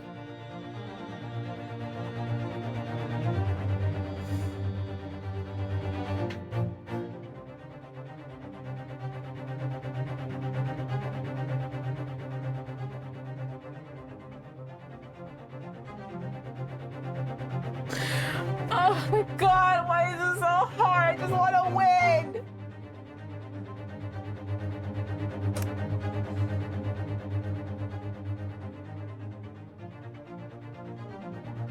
I just want to win. Why is it so difficult?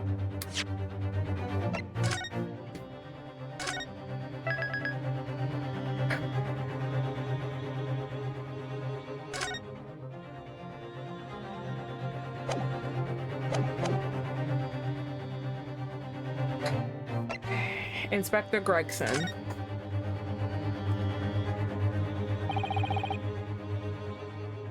Inspector Gregson. There is one final piece of evidence I would like you to see. What is it? What is that then? If you refuse to acknowledge that you did in fact strike a deal with the witness here today,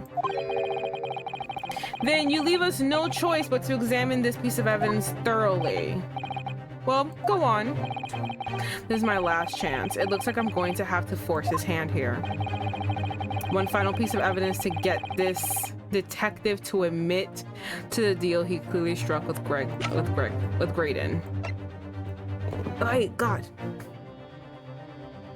I'm so antsy. I can't sit still. I keep moving. I'm like, I don't know. Okay, so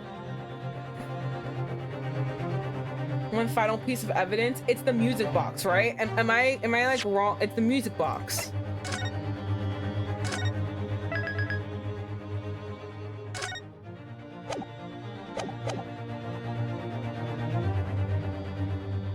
Take that!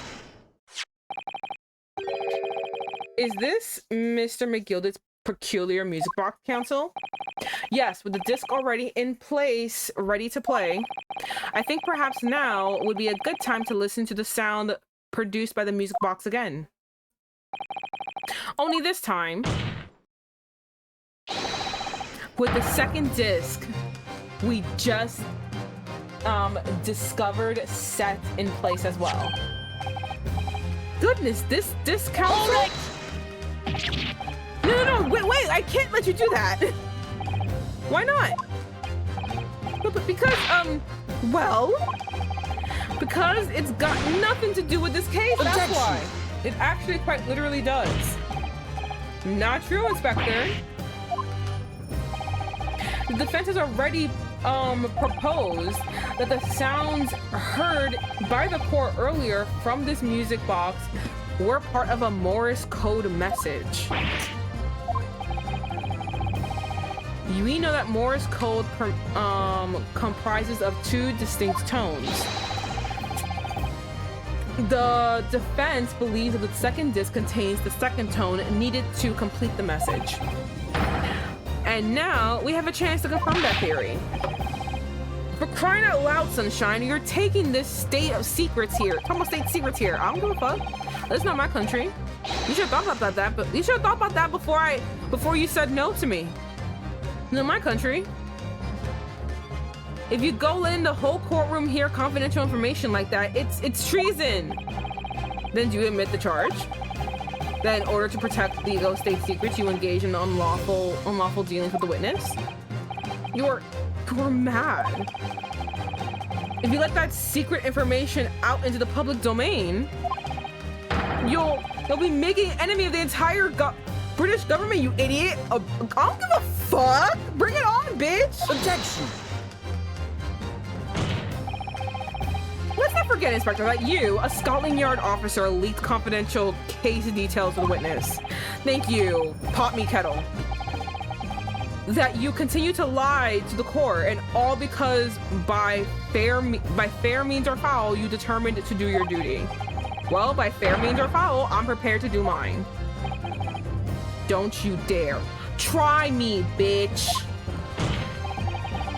I will stop at nothing to protect my client. I don't care who I make an enemy of.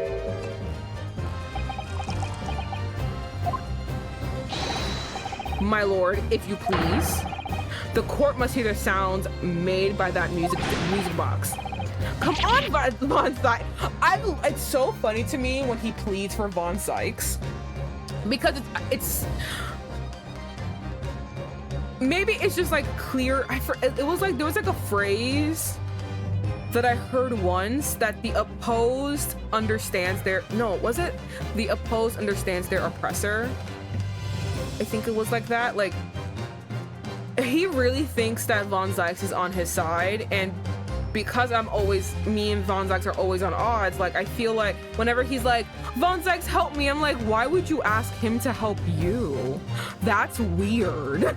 Like, do you honestly believe he is ever on your side? He's not. Like, it's weird to me that you keep asking for his help. Like, even when me and him are on the same side, he's always fighting me. Like, you know, it's just like weird to me. He's like, Von Sykes, help! He's not gonna help you. He will stop at nothing to make sure that justice within his case happens. He don't give a fuck about this government secret bullshit. He's like, spill it. I gotta know what the fuck's going on. For Pete's sake, stop him. He's not gonna help. Oh shit! Inspector, you should know my methods by now. Yeah, thank you. I'm a prosecutor. I'm no Scotland Yard puppet. Thank you. It's weird to me. Why does Gregson believe that Von Sykes is on his side ever? It's weird. Like, it's really weird to me. I don't understand. I feel like Gregson really believes that they are on the same footing when they're not. Like, they are absolutely never on the same footing. I got another cookie piece. Yay! It's weird. In this courtroom. Oh fuck! I'm trying to fix this. Footstool. In this courtroom, my duty is to the law, so let me propose a toast to uncovering the truth. By fair means or foul. Oh, he's using my words. Ooh, yeah, he's using my words. I see. Oh, so the enemy of my enemy is my friend, I see. Interesting. Still, fuck you, but okay. No! He noticed that too. I was like, damn. Not him using my words. Enemy of my enemy is my friend. Very well, defense stance here, and that of the prosecution have been made very clear, I feel. Therefore, in accordance with the defense's request, the court will now the court will now listen as his music box is set in operation once more. Damn, you really gonna sit there and let it happen? Bruh, you know you could just bend the knee. If you just bend the knee, this would stop. This time with the second disc in place and both discs playing simultaneously. Bruh.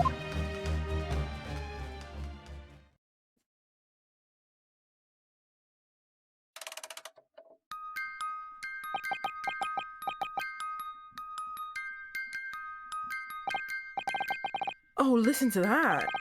It's undeniable now. It's Morse code. Hold it.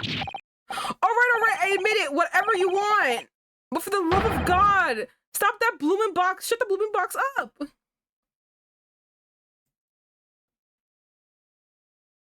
Damn.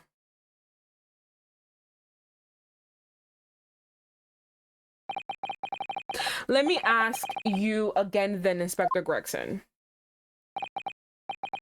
Did you or did you not strike a deal with the witness next to you in the stand, Mr. Ashley Graydon?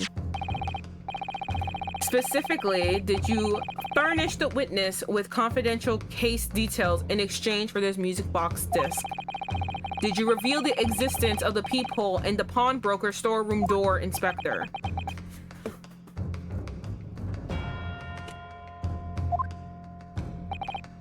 I did. Did you notice the Skulkin brothers are gone? Damn.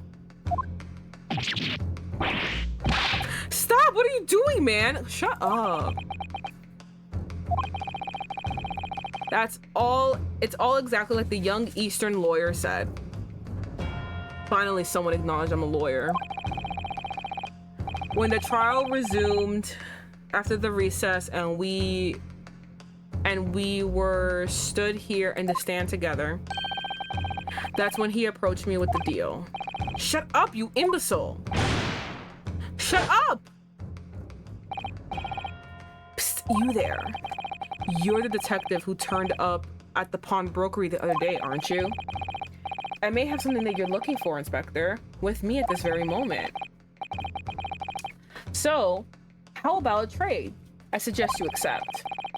Or information that may make certain individuals uncomfortable will soon become very public indeed. I couldn't let that information become public knowledge, not under any circumstances. So I accepted the man's deal and told him details about the case that should have put him in the clear. The peephole in the storeroom door and the bloodstains on the overcoat. By giving false testimony, the witness intended to have the defendant wrongly accused of murder. That's sick. Inspector, you knew that. Yet you still revealed those details to fabricate the witness's perjury. I did. But when it turned out the people had only been made that night after the incident took place, Scotland Yard... Oh wait, hold on. I read it wrong. But then it turned out the people have only there after the have only been made that night after the incident took place. Scotland Yard wasn't aware of that, if I'm perfectly honest. I mean, y'all are idiots, so. Well, Mr. Graydon, What do you have to say for yourself? Ugh. There's nothing and no one left for you to hide behind. You struck a deal with the inspector in order to escape conviction of a very serious crime. Namely this. You are the third intruder who broke into the pawnbrokery on the night in question. And you perpetrated the murder of the proprietor, Mr. Pop Windybank. Ooh, look at him, and he's doing the pose. Look at his snatched waist. Ooh, let's go. You. Holy shit. Traitor! Oh my god! Oh my god! Oh!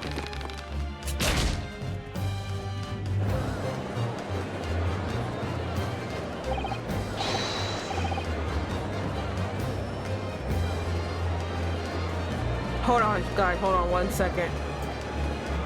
Okay, I got a picture. Oh, I got something. Okay. Restrain that man. I know what the fuck. At once. It's crazy.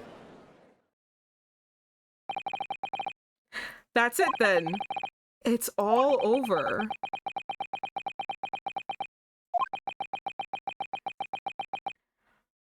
A gasp. And thus it is all done.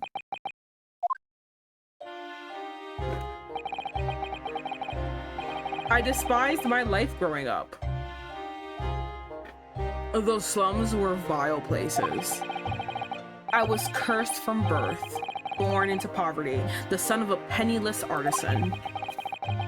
My parents did nothing but quarrel all day long. What little money they had was never spent on me. Oh my god, he's telling his sob story now, guys. So I set about studying to better myself, to one day escape from that hellhole. And you eventually became a communications officer. I admire your determination. But then you decide to try to sell government secrets? Why?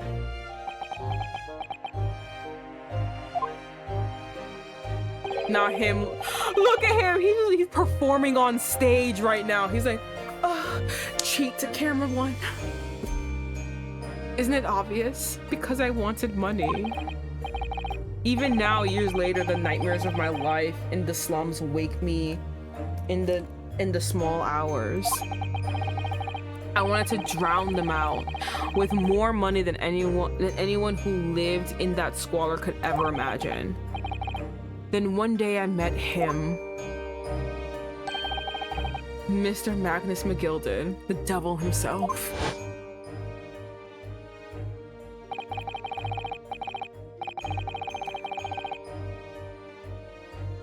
You're a friend with the queer talent, so you are. I've money to throw your way if you're interested. He comes to me, he's like, would thou like to live deliciously? Would thou like to bathe in butter?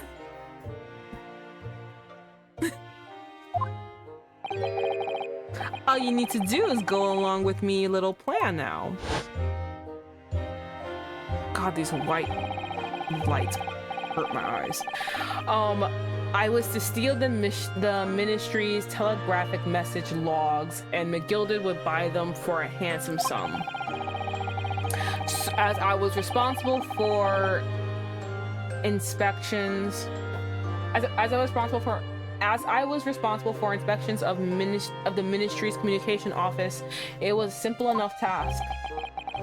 The lure of the devil's offering. How easy it is to succumb. But you must surely have realized the seriousness of the crime you were committing. And for that reason, I took great lengths to ensure that my actions were undetectable. By using the music box. Oh, look at him! Oh my goodness.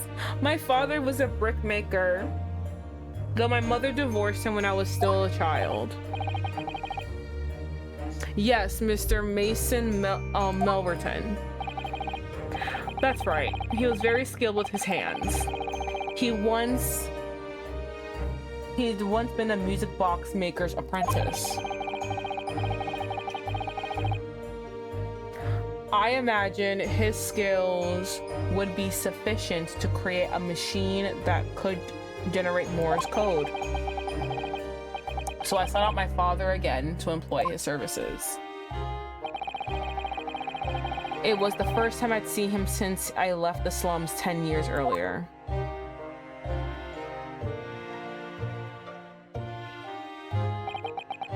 Look at you, Ashley. What a fine gent you've become, eh? He was a different man to the one in my memory, a thin, frail old man. But poverty had never broken him, never corrupted him like it had me. I was sure that he wouldn't help me if I told him the real reason, so I made up a story. I've got some work for you, Father. I need some music box discs made. Music box discs, eh? A musician friend of mine has written some music he wants to sell to the public. I've brought the score with me. There are two, actually. I'd be delighted, son. It's been 20 years since I did any work like this, though. Fetch me my tools, would you? They're in the loft. That's how I had him make the two discs, thereby splitting the information into two. You were taking considerable precautions indeed. It was to protect myself as much as possible. It meant that I could deal with McGilded in two separate transactions. The first involved the first of the two discs and the music box for playing them. I exchanged them with McGilded for 10 guineas. Then, a receipt for the second disc, he would pay 1,000 guineas. So what happened on the omnibus 2 months ago? Was the second part of the deal the exchange of the second discs? Yes. I sold the man the information that way a number of times already. But it seems he became reluctant to pay with his money. But that doesn't quite make sense, Mr. Graydon. For why was it that the omnibus 2 months ago, your father, Mr. Melverton, was the one dealing with McGilded and not yourself? When I received 1,000 guineas after my first completed dealings with McGilded, I decided to give 200 to my father for his troubles. My father realized something was amiss. In time, he worked out that I must be involved in something dubious. And when he did, he said to me, "Next time there's an exchange, you'll let your own man do it, understand? Otherwise, I won't take your money anymore."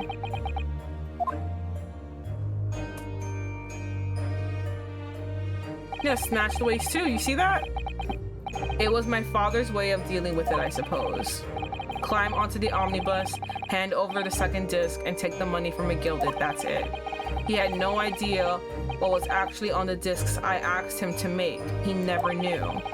Just like I'll never know why everything went so horribly wrong that night. All I know is that the disc was taken from him, and he never returned home.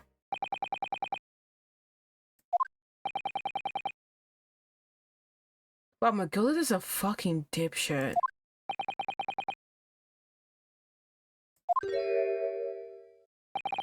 What has he turned around? It was only then that I found out what sort of monster McGilded really was. So after 10 years of not once uttering it, I swore on my father's name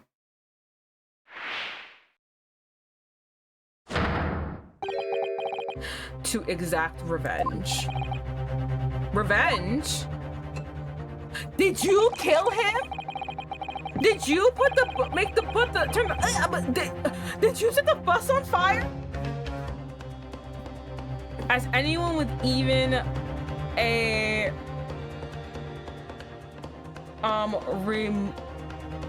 remotest knowledge of the man would no doubt be able to imagine, McGilded brought all his wealth and influence to bear in the most despicable of ways, to crush any semblance of justice in this trial. The crime scene was tampered with, evidence was fixed, and the witnesses were bribed. The trial 2 months ago was a farce from start to finish. My feet had barely touched barely touched British soil back then, and I walked into the hornet's nest, completely unaware of the sinister background of it all. I'd made plenty of money out of my dealings with McGilded by then, so I spared nothing in my arrangements 2 months ago. I knew exactly who to hire.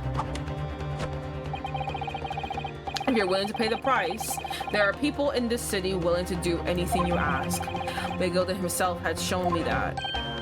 Are you saying that? I think you have a picture now. After he twisted everything in his favor in this courtroom to ensure that he walked free, I took matters into my own hands and delivered the justice that monster deserved.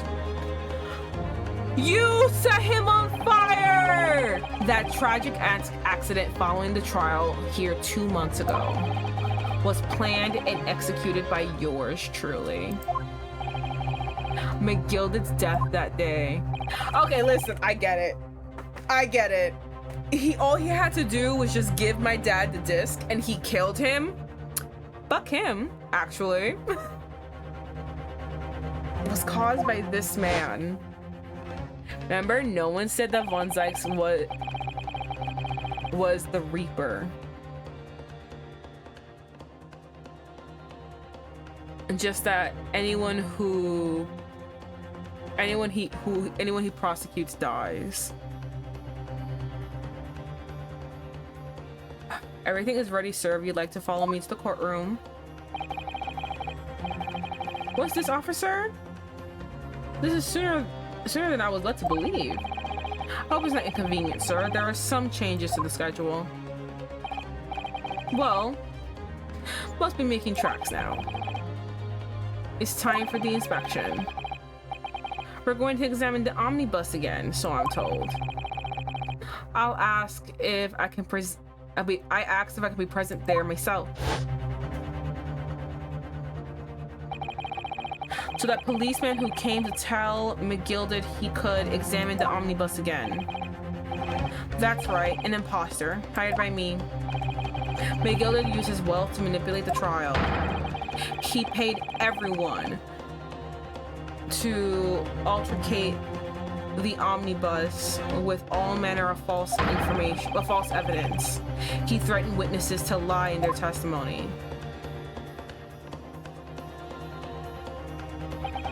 So I gave the man a taste of his own medicine. Once the omnibus was doused in paraffin, one of my sham policemen ushered McGilded inside and sent him on his way, sent him on a one-way journey to hell.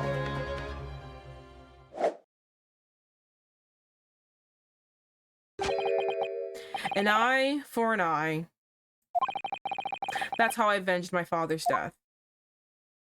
Yo, everyone is stunned. A spine-chilling account indeed. You know what? I respect it. I respect what you did for your dad. Especially because, like, in your eyes, you're just like, all you had to do was just give my dad the disc. No, give my dad the money. He gave you the disc, all you had to do was give him the money. Why the fuck did you kill him? Why did you have to do that? And it's so sad too, because his dad must have probably foreseen a deal go bad.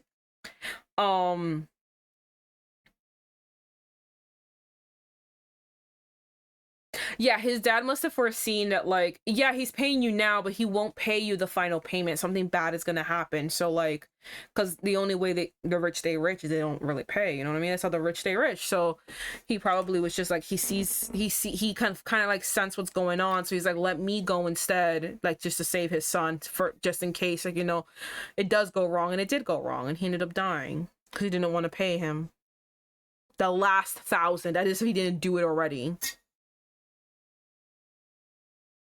So sad.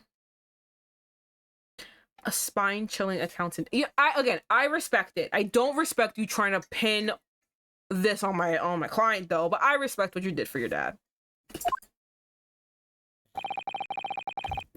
But that wasn't the end of it for me.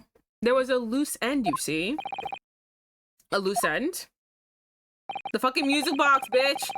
Yes, I should think it's obvious the second disc, which my father had taken in exchange with McGilded. Ah, yes.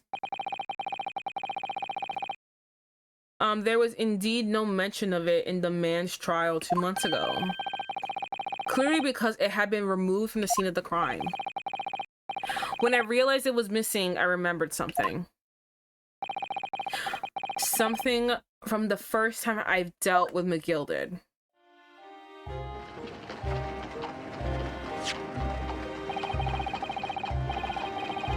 This is the first of the 2 discs and the music box you need to play them. Well, look at that now. What an ingenious little invention. So then, as promised, 10 guineas for ye young man. What's this? Wendy Bank's pawnbrokery? Aye, it's a pawnbroker's ticket, it is. You can use it to redeem an article I deposited there for ye. There's no need to give a name. Just hand over the ticket and tell the Finn the watchword. I put a jewel in the pawn for ye. It'll fetch a good 10 guineas if you sell it. So it will. I've never heard of a pawnbrokery being used in quite a way before. Have you not, Mr. Graydon?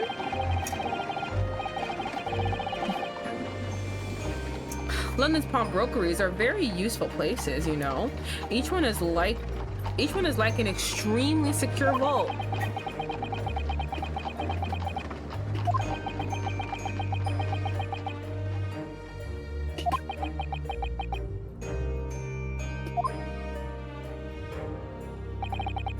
So I knew that if he'd taken steps to hide the disc, it would be in that pawnbrokery somewhere. And that on the night he killed my father, he must have entrusted the ticket to someone. Yes, to Gina. Oh.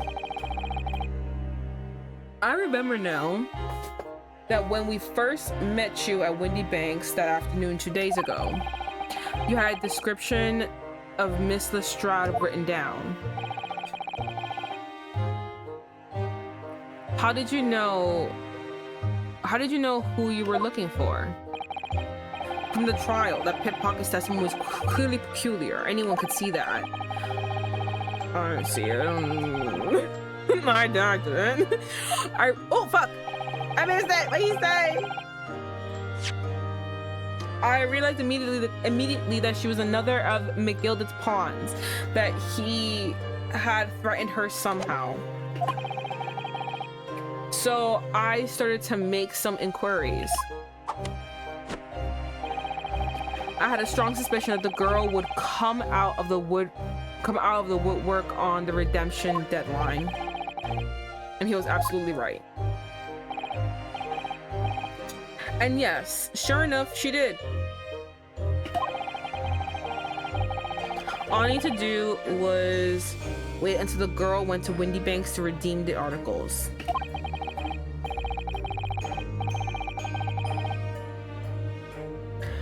But unfortunately, she redeemed only McGilded's overcoat and the one disc that was in its pocket. The all-important music box with the second disc inside was missing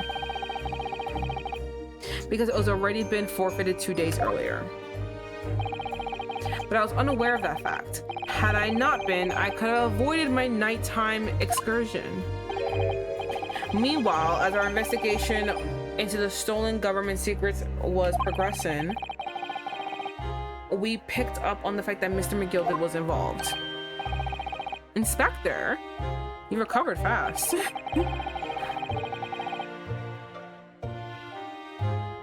My orders were to recover the stolen information as quickly as possible. So we started gathering the fellas' possessions and examined whatever we could lay our hands on.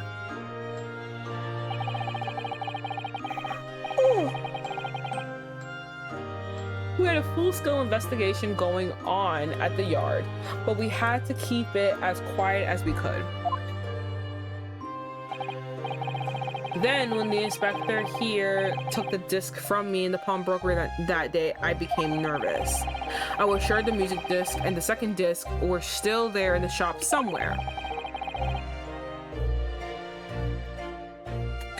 So I knew that it was a race against time.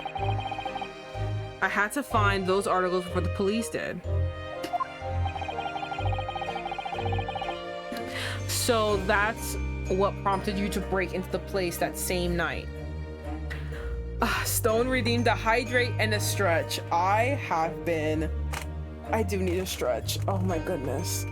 I have been tense. Oh, my back. Oh God. I have been tense for a while now because of this game. I have been scared of losing. I had 1 life left and I was just like, I can't let this go. Okay, and I do need a hydrate. I've been talking forever.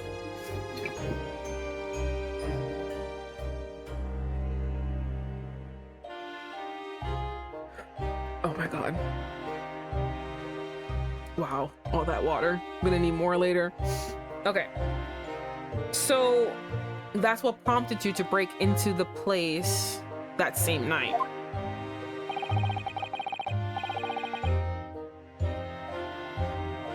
Well, you only got talking now. With the help of your old friends, the Skulkin brothers. What happened that night in the pawnbrokery, I can only describe as a nightmare. It's true, like literally, like anything to do with this, death has been following you. Death has just kept coming. While Nash and Ringo were searching the counter, I located the music box I sold to McGilded on the shelves of forfeited articles. And the second disc was inside. Yes, I slipped it into my pocket with a very deep sigh of relief. Then something entirely unexpected happened. What are you doing in my shop?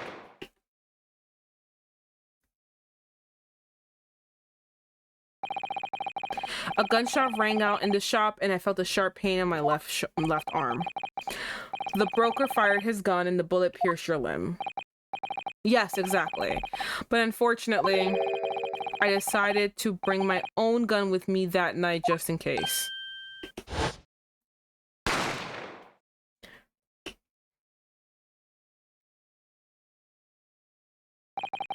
Before I knew what was happening, I fired back. The man had already turned to flee. I hadn't intended to fire in his direction, much less killed him. But unfortunately for both of us, the bullet hit home. It struck him in the middle of his back as he fled through the storeroom door for refuge. A sorry, sorry tale. It all took place in the blink of an eye. I don't imagine Nash or Ringo even realized what had happened at first. I was terrified, so I fled. Look at him dramatically looking up. He's waiting for his spotlight. And that's the whole story. That's exactly what happened at Windy Banks on that wretched night.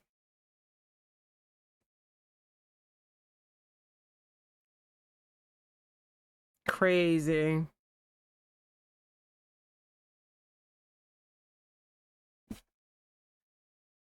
Silence from everyone.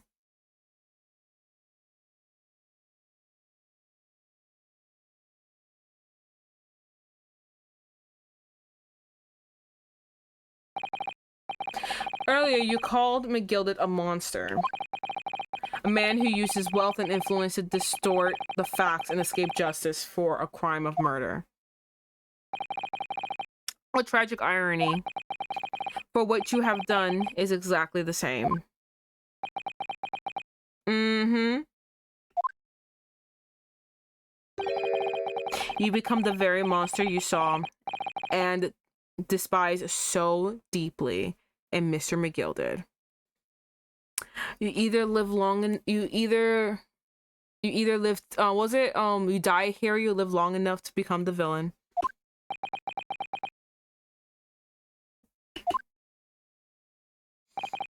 His spotlight look up is so funny to me. Yes, I think I have.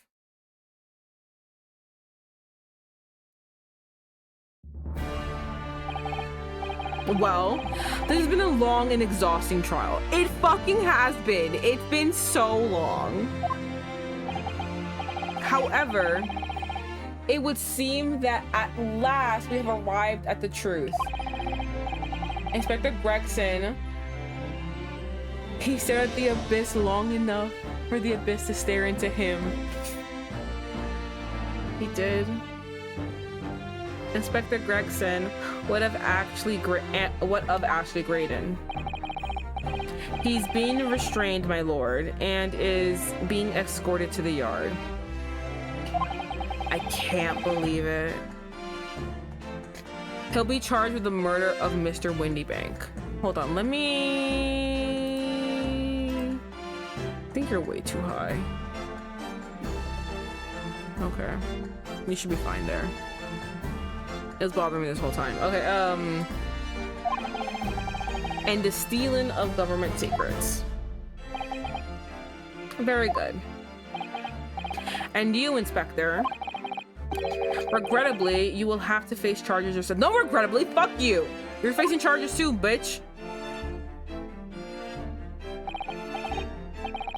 Yes, my lord, of course. It transpires that you were complicit in helping a criminal escape justice. That fact remains, whether or not you were doing it in the line of duty. The crime is a serious one, Inspector, and inexcusable.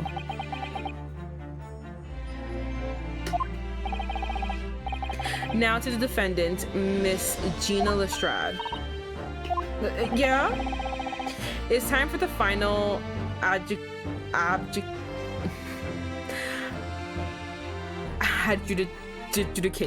There you go. Is the jury ready, Mr. Foreman? Yes, sir.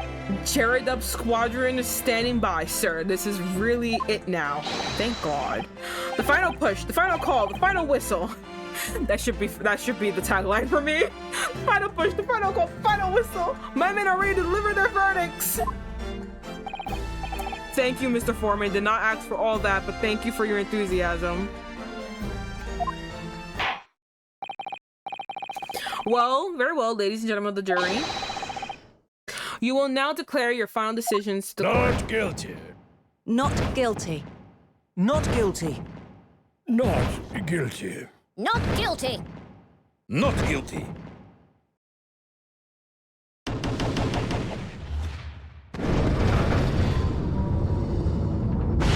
Let's go! That's the stuff. I'm off the hook. Finally, Bruno, you finally managed to do it. Finally is the word. I really wasn't sure if we come out on top. Me neither. Really sure we come out on top for a while there. I really was just like, wow, this case is never gonna end. We're just gonna keep going, huh? Susie was right. You're the best lawyer in the world. Which I have a migraine. I am tired. I'm getting gray hairs from this. I have lost all my childhood whimsy. My childlike whimsy. I'm spent. Mr. Strad, I am not finished with you yet. What did Oh, I did hold the gun to a man. I did break in. I did B&E. I did do that. Sorry? I'm sorry? What are you looking at me for? Before you start enjoying your freedom, there are certain other crimes to consider. Oh, fuck. If I just return them, can we look away? Just like, fuck. 2 months ago. Oh, yeah, oh, fuck. We're going all the way back that far? I got so many crimes in between then. 2 months ago, my courtroom, no less, you gave false testimony, did you not? Under duress? And in relation to the trial today, not only did you unlawfully enter... Okay, listen, I know the casual B&E cannot be excused, but like, come on. Enter Windy Bank's pawnbrokery. You also attempted to abscond with Mr. McGilld's property, it seems. Okay, listen, I didn't know that was a bad thing, okay? In all fairness, I thought it was just a rich man's thing I could pawn off, okay? I feel like that shouldn't be considered stealing. I think that should be considered responsible allocation, okay? I feel like y'all are putting a lot of emphasis on things that don't really matter. You can hold me accountable for the casual B&E, but I did give false testimony, but it was under duress. Okay, so truly, am I really the problem here for the bad things I said when someone was holding a gun to my head? I feel like we should consider the gun at my head. And also the next part, how am I supposed to know that was government secrets? I just thought it was a rich man's thing I can pawn off. Again, responsible allocation. I think my arguments are sound. I never done nothing of the sort. Just arguing with the judge. Just like, fuck you, judge. Of course not. It's not like you were gleefully wearing McGilden's coat in your cell yesterday or anything. Aww, and just when I was getting excited about throwing a party for Jeannie this evening. And turning our attention to the defense. What did I do? Determining that when played together, the music box disc containing a message in Morse code was, well, it was certainly a most unexpected revelation, Counsel. I feel like it was very obvious. I'm not the smartest person in the world, but even I could tell that was Morse code. And I was still right, even though I was wrong at first.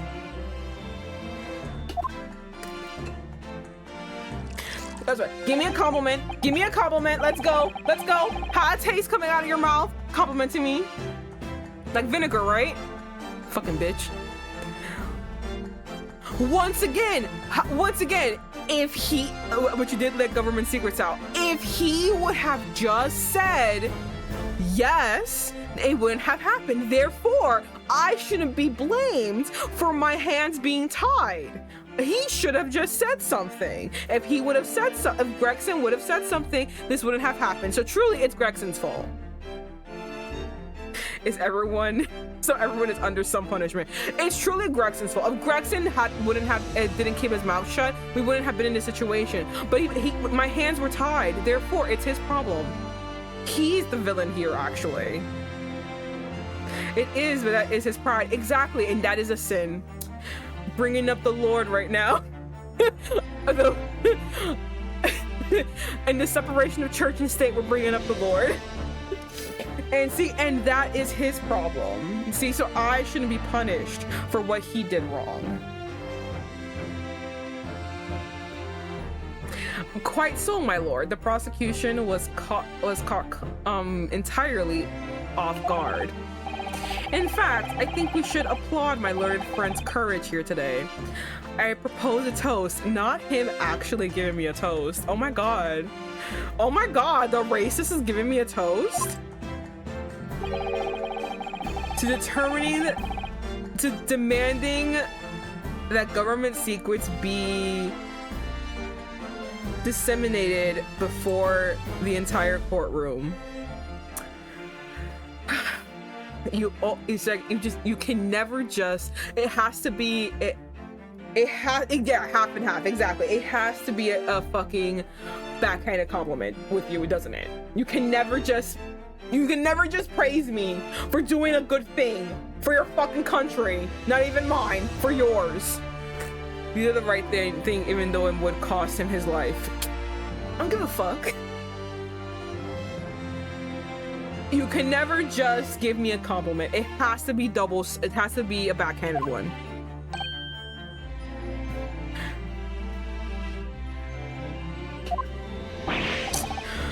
Very sorry about that. No, I wouldn't apologize. Fuck you. Thank you for the compliment. Gladly reveal all your fucking worthless government secrets. It was the only thing I could get Gregson to admit what he had done. So use my argument, Roanoke. Be like, listen, if he would have said something, this wouldn't have happened. Therefore, it's truly his fault. It's not my fault that I had my hands were tied. If he had said something, this wouldn't have happened. Truly his fault. If I may say something on that point, isn't that it's about the sounds produced by the music box before? I do wonder if that was really Morse code at all. Wait, what? What are you talking about? Oh well, it's just that I'm really rather fanatical when it comes to Morse code, you see. So much so that the whole world seems to be covered in dots and dashes to me, in fact. Goodness, madam, an unhealthy level of obsession one feels. But I must say that, in my opinion, the sounds produced by these two discs were nothing more than that. A meaningless Siri. A meaningless... Not you, Siri! A meaningless series of two different tones. Does she mean series of two different tones? What? What? Can that really be? It wasn't Morse code at all? You're kidding me.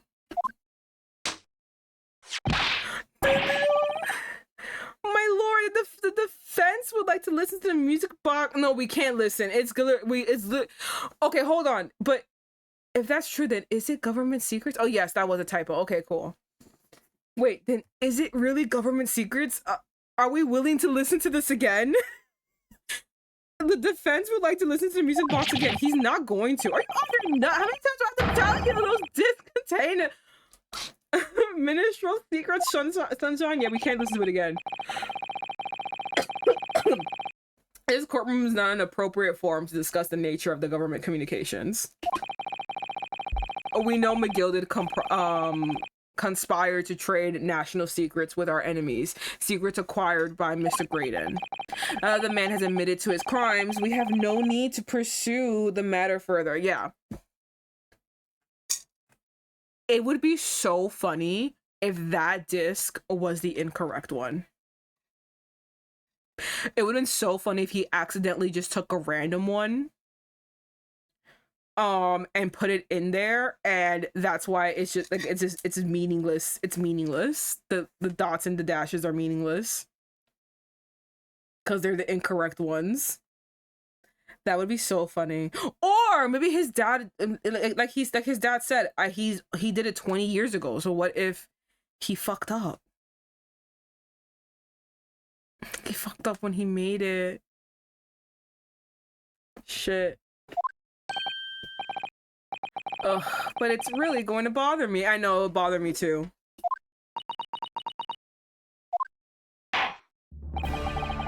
Miss Estrade. Yeah, my lord. That which you have seen today here in this courtroom has been extremely disturbing. Yes. Falsified evidence, intimidation, perjury, a grim catalog of depravity.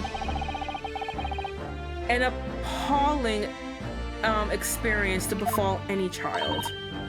Come on, it ain't nothing I don't see most days in the back of the slums. I beg your pardon. If you're weak, you pay for it. It's just how life goes. Gina. But look, I reckon I've worked something out today. The world ain't fair, but if you want it to change, you gotta start at home. You gotta change how you are yourself.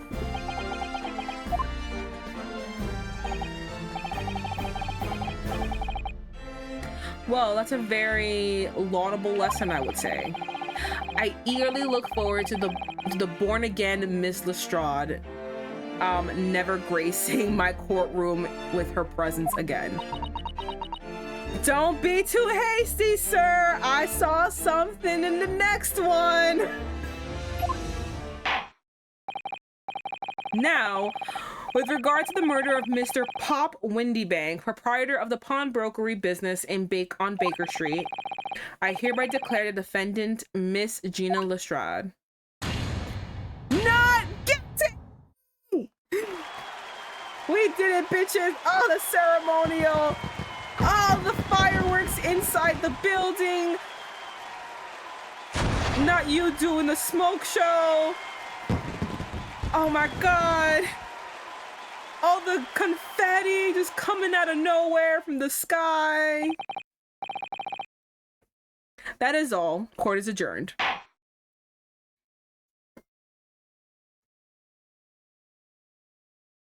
Wow. Oh. Just the two of us? What's happening now? Oh my god, he's gonna be dramatic again. What's happening? I want to go home. We done? I want to go home, sir. He put his cloak back on. My goodness. On a personal note, I must say you've surprised me, my Far Eastern friend. Oh. Despite being a Nepalese, you saw through the pretense of the malice that festered within that Englishman. And at the same time, saw through the grime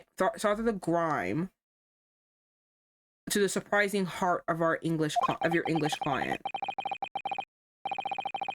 Your curious talent of judging character, especially considering our very different cultures. Well, you are a fucking rich snob. So of course you would look at her and be like, oh, you're a gutter rat, and that's it. I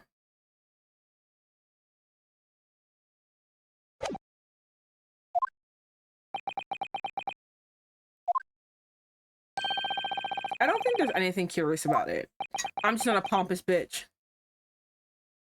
You see how I'm not a jackass?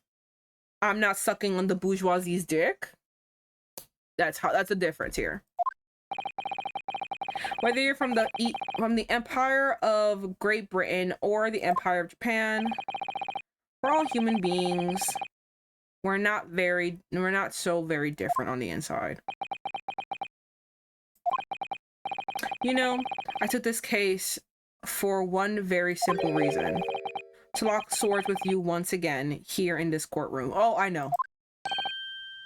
Yeah, no, he only takes cases because we're on it. If we're not on it, he ain't on it. He don't give a fuck about anyone but us. That's why I keep saying he needs to hop off our dick. When I encountered you for the first time 2 months ago, it reminded me of toasting friendship and trust. I fucking knew it! I fucking knew it! I fucking knew that was the reason why. I knew it! Of toasting friendship and trust with another Nepalese, only to find my trust betrayed. Through you, I hoped to look into the eyes of that man I once knew and try to understand.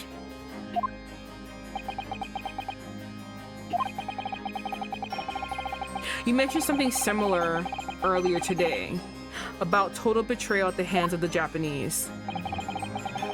What happened exactly? Well, you may ask.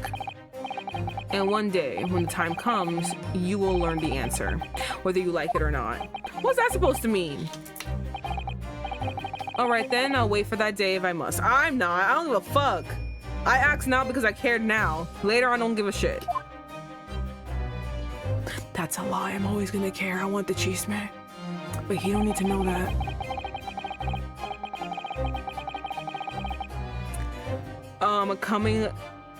Coming to be known as the Reaper of the Bailey and my retirement from service 5 years ago. It gives me cause to wonder if our meeting has some deeper purpose. To get you to stop being a racist. Guess you have to find out in the next game. Ugh, the next game. That's gonna be a long way away. Like I said, I'm taking a break. This game has been my life for an entire year.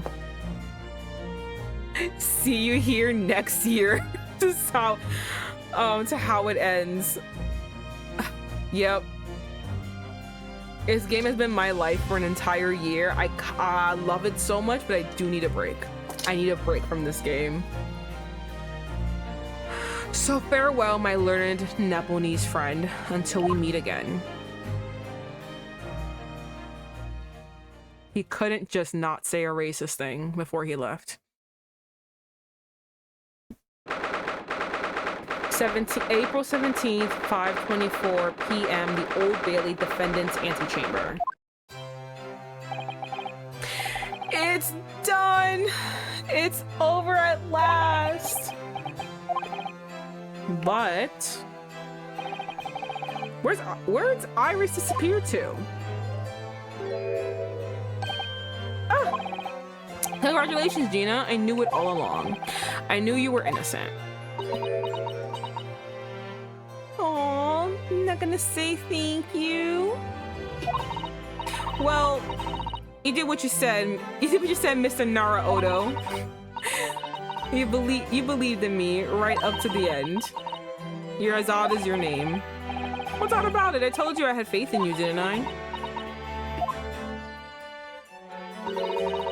No one ever asked before, see?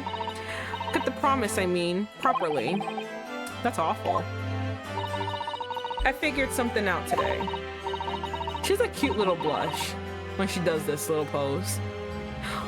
All my life, growing up in the slums, I never trusted no one. But that's just cause I've been scared of being stabbed in the back. I mean, the more you trust someone, the more it hurts when they let you down. Yes, I think I can understand that. After all, I had a taste of that trial 2 months ago. I chose to trust someone and paid for it. That betrayal left a big scar. You know though, Gina, I worked something out quite recently too. Trusting in someone else is really an exercise in learning to trust yourself. And when your gut tells you it's the right thing to do and your trust is rewarded, there's no better feeling in the world. I think I have you to thank for reminding me of that valuable lesson. Oh well, if you say so. Don't make a fat lot of sense to me though. I'm trying to say that putting my faith in you, Gina, has been a real pleasure. Okay, loud, pack it in. But I suppose I sort of feel the same way. I mean, sometimes trusting someone else is, you know, all right. Thanks.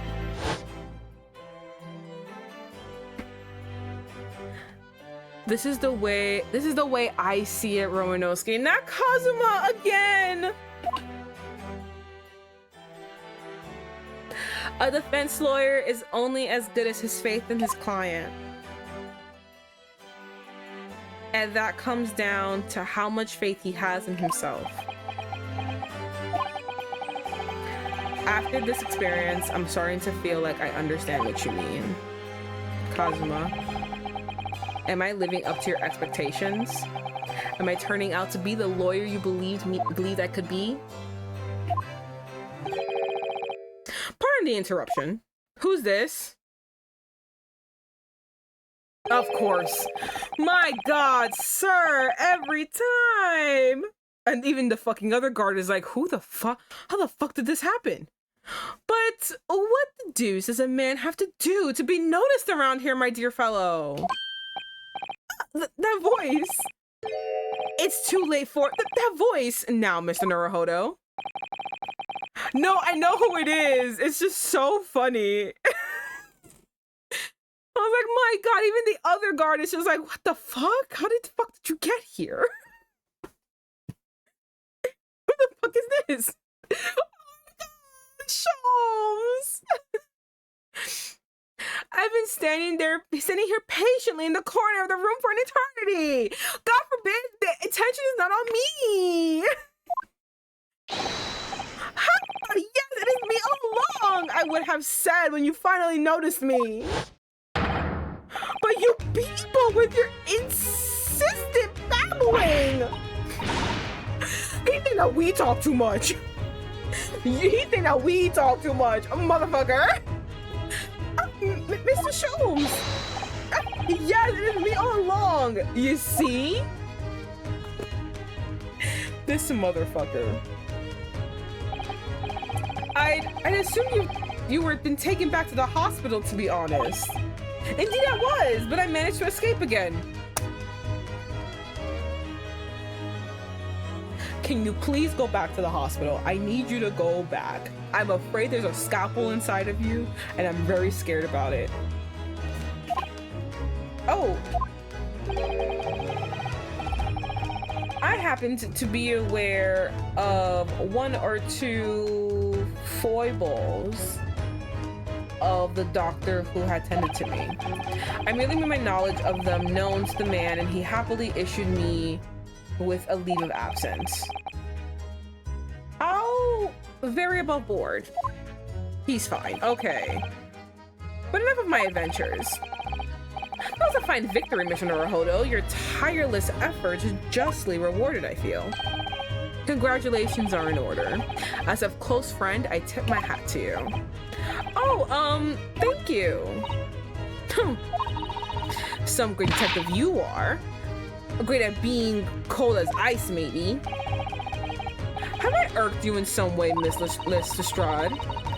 Wow, you've been having a snooze in your nice soft bed. Some of us have been fighting for our lives. He was stabbed. He was shot at. Oh well, that bullet did cause me to lose substantial amount of blood. It's true. So I have indeed been feeling somewhat cold. Not perhaps as cold as ice, but well, have a feel. Could you take my hands off your neck? Can you take your hands off my neck, please, Mr. Sholmes? And in some way, I suppose congratulations are in order for you too, Mrs. Strad. What is that supposed to mean? Why half-hearted? Well, naturally, it wasn't my intention to alarm you, but an acquittal in the trial with that particular prosecutor is perhaps a little precautious. Well done, Mr. Sholmes, not alarming in the slightest. Oh, the Reaper, you mean? Because anyone who is found not guilty in a trial he was working on winds up dead anyway. Is that it?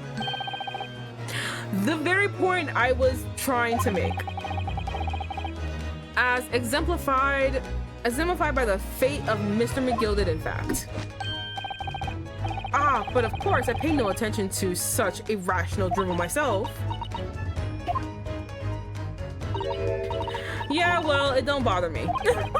Oh, really? Of course not. The way I see it, the Reaper's a bit like him upstairs. Him upstairs? You mean like God?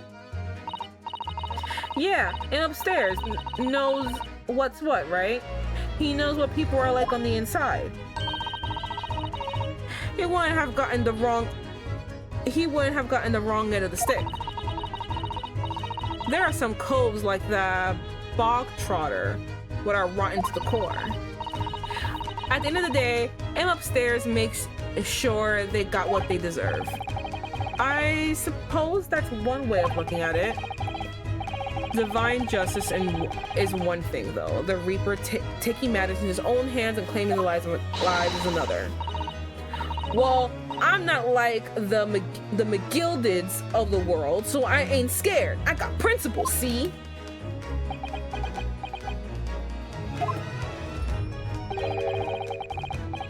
A trait in which is to be admired, Mr. Strad.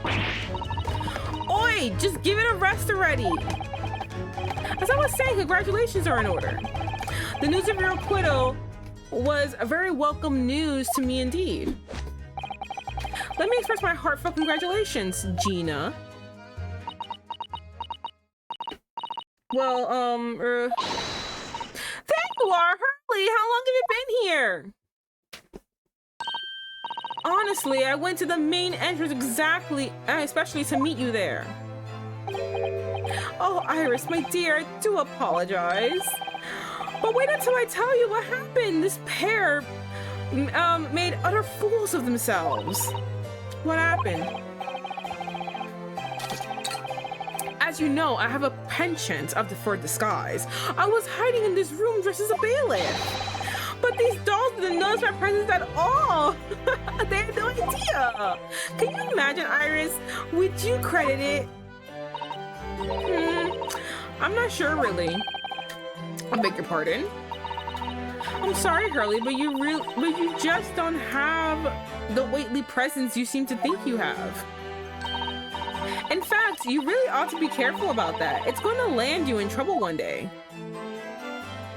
Not you making him lose his luster. He's like, are you serious? I'm not as cool as I thought I was. He's crying right now.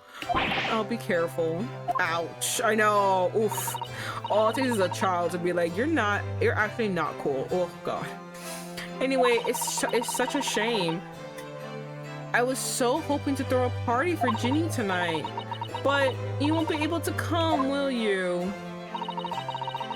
Don't look like I'm going to be going anywhere for a while. I heard the judge's patter. I got stuff to make amends for, apparently. All them offenses. What was it again? Breaking and entering, taking the bogger stuff. What was in log, blah blah blah. Same. It's like, yeah, blah blah blah, whatever bullshit he was saying. I gotta do him. Apparently I'm in trouble. Yes, I think you'll find that basically being a pickpocket is the main offense. A girl's gotta make a living. But diving ain't an offense. It's a job, ain't it? I don't think so. It's a job. What could be wrong? Still, it's got me thinking like all this. Maybe I should start looking for another line of work. I mean, you don't start off as a lawyer, do you, Odo? Well, no, but I was never a pickpocket. Well, anyway, I reckon I could make a change. I'm gonna do something for all of them for all of them lot like me. I'm gonna do something for all of them lot like me from the slums. Something that'll make a difference for them. A wonderful idea, Jeannie, and I'm sure you can do it.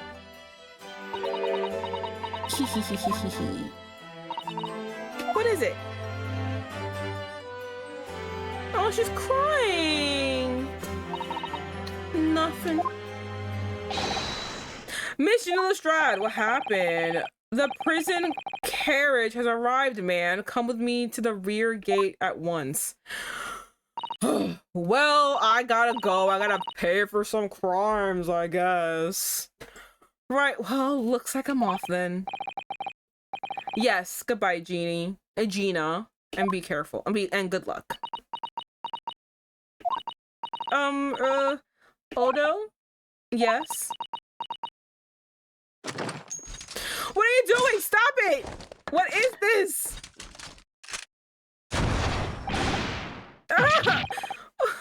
What the fuck? The final verdict. Let's go. Hello, Darvinger. We actually already got it. It's not guilty. We did it. God, it took forever. It was 2 hours of pure like anxiety filled babbling. Oh my goodness. I have a migraine. Was so scared. You have no idea. We got not guilty, but our girl still did a bad thing, and she's still going to prison for it. Blah blah blah. Casual B&E is a problem, I guess, and so is pickpocketing. Whatever. What was that for? I don't know. I mean, what to say? So don't shoot me. Ah, indeed. Perhaps the situation calls for a phrase hitherto missing from your vocabulary, Mr. Strad. Is it thank you? On occasions such as this, I would recommend a simple thank you. Oh. Oh yes. It's good advice, Jeannie. Right, I see. Well,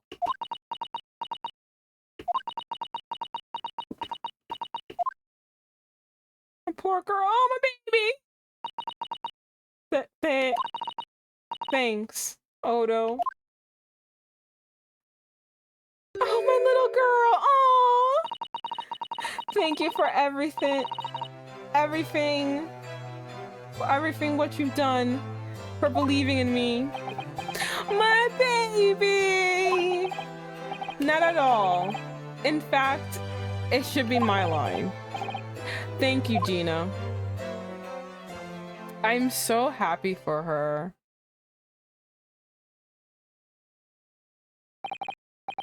Well, there she goes. I wonder if I'll ever see her again. Oh, we will. I saw it in the next thing. Well. Quite an indemnable pick purse. Oh, I nearly forgot. I bought a paper outside. It's a special edition of this trial, and this trial is all over the front page. Pickpockets innocence proven. Isn't it wonderful?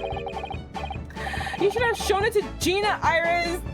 She would have been thrilled. Oh no, how silly of me. Oh, but anyway, would you like the good news or the bad news? Oh my fucking god. Oh, I guess bad news. Oh, not again. Well, what did you say, Runo? Hurley? As usual, I think I'd rather get the bad news out of the way first. Absolutely not. I have no intention of listening to anything but good news. And there you have it. How people answer that question says a lot about them, doesn't it? Let's not go there. Anyway, then, maybe let's start with the good news this time. The rain has finally stopped. It was a record level of rainfall, apparently. That was the good news, so what the fuck is the bad news? Well, that is good news indeed. We can journey back in greater comfort. All right then, what's the bad news? The huge storm has left the seas very choppy. The channel in particular is awful, so sails out of Dover have been delayed by a day or more.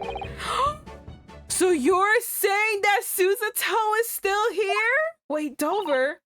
That's right, if we head to the station immediately, we may still make it in time to wave Susie off. I'm so happy. Oh my god. Wow. This truly is a great day. It was so stressful in the beginning, but it was ending great. But there won't be a train, surely. We won't be that lucky. Who do you think I am, Mr. Naruhodo? Mr. Sholmes? I rushed to Victoria Station earlier and made arrangement for a special express. Oh, we hurry now. We should be there in time for dinner. And I know of a fine restaurant that serves the most delicious baked sole. The great detective does it again. Indeed he does. I happen to be aware of a number of the rail transport detective director's foibles. What?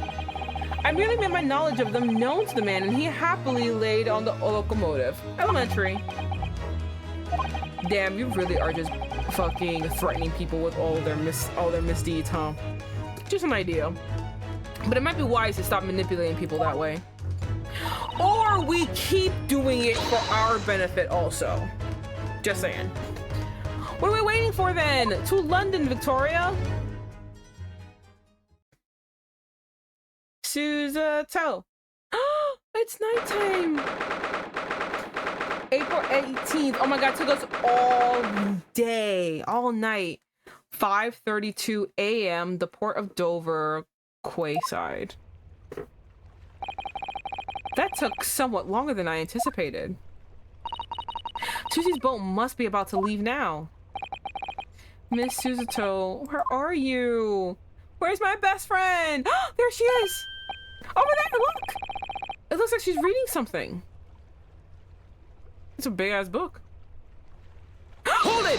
Hold on, what the fuck is that? Miss Susato, wait! What are you doing?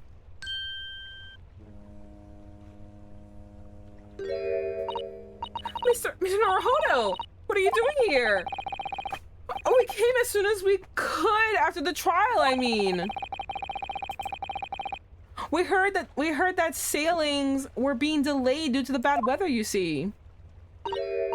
Oh, I see. Then tell me, how did Gina's trial go? It went well. She was acquitted.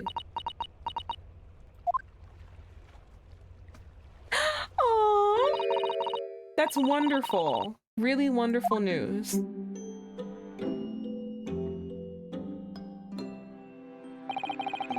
The book you're about to throw into the sea. Was that your Encyclopedia of British Law? It was your Encyclopedia of British Law, wasn't it?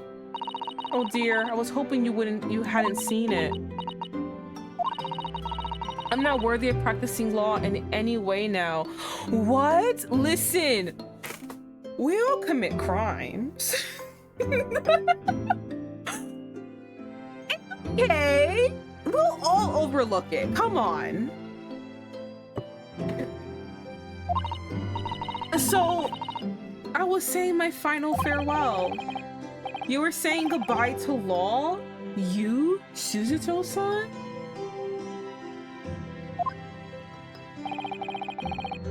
Would I be correct in assuming it's because of the peephole, Miss Susato? It's okay. I deliberately altered the scene of the crime, and then I tried to hide the fact. What I did is utterly unforgivable. That reminds me. How did you even come to have this, Susie? On the very evening of the incident, Mr. Sholmes had invited Gina to dinner, if you remember. Oh yes, we had a wonderful time. Well, Gina gave us a little introductory lesson, didn't she? To the art of pickpocketing, I mean. Oh, that was so much fun. I still have Runo's armband. Yes, please don't do that again, Iris. That band's very important to me. Well, if it's so important, you should pay more attention to it. You had a nose for ages. On a whim, I thought it'd be fun to see if I could take the cat flapple mat. So I put it up my sleeve. Really? And then I rather forgot about it until I found myself in Mr. Windybank's shop with it later that night. I see. And then...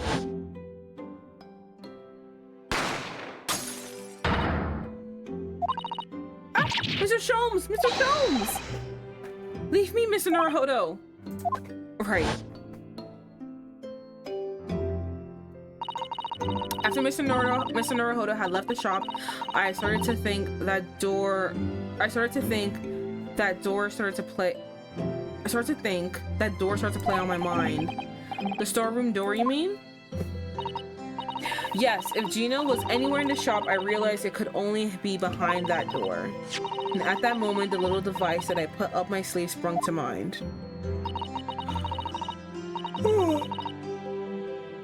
I was so worried about Gina, I simply had to know. So you used the cat flapple mat to make the peephole in the door. As captured in the photographic print of the shop by one of Hurley's red herring recorders. Indeed, it was of the first importance at that point. Precisely when the peephole was made, the information would prove that Mr. Naruhodo's greatest weapon. Though, naturally without proof, it would be amounted to nothing. Would have amounted to nothing. So when I looked through the hole in the door, the sight that met my eyes made my blood run cold.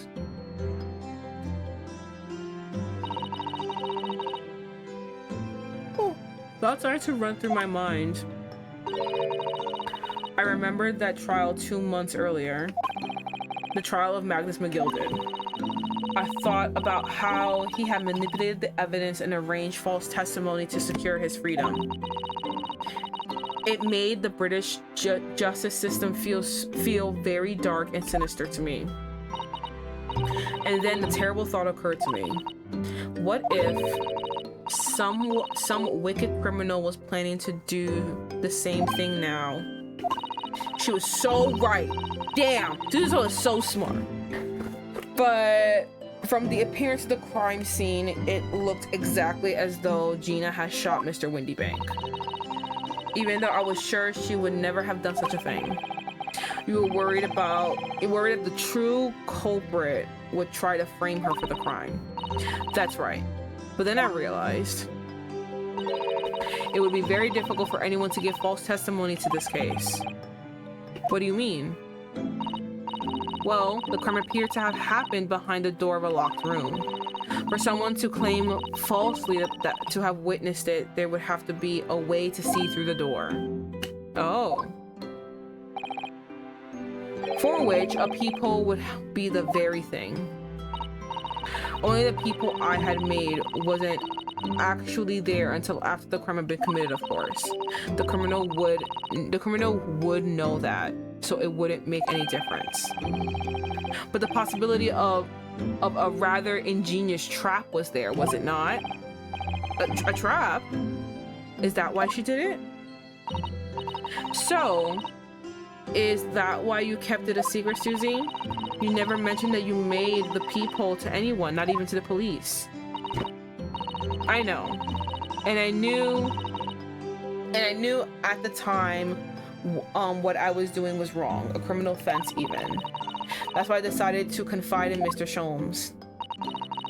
If Mr. Naruhodo was completely backed into a corner with no other possible means of escape, the truth about the peephole could save him. That was my plan. She really does think of everything. But then, why didn't you just tell me everything before the trial began? My dear fellow, you're not thinking straight. If she had done that, it would have rendered you complicit in the whole escapade. Ah. You could have been disbarred if you had been seen to have knowingly tampered with the crime scene. So Miss Suzuto decided to shoulder the burden of responsibility alone, for her sake and Miss Lestrade's. Miss Suzuto, my best friend. The truth is, when it happened, I did it because I lost a little of my faith in the law. Oh. I was worried that the right person wouldn't be convicted of the crime. But the moment I allowed myself to think that is the moment I lost my right to call myself a judicial assistant. I don't think so. I think you're fine. What you did isn't comparable to what he did. Graydon is the one who lied in the witness stand using that peephole as a way to implicate Gina. Yeah, you didn't listen. Was it bad? Yes. Is it the most terrible thing in the world to have done? No, you're fine. And besides, if the people consistently hadn't, I mean, yeah, if the people inconsistency hadn't existed, I'm not at all sure she would have been acquitted in the end. Miss Suzuto, what you did saved Gina's life. Well, with your kind words, Mr. Naruhodo, you saved me too from my regrets. Aww! Oh, my good friend.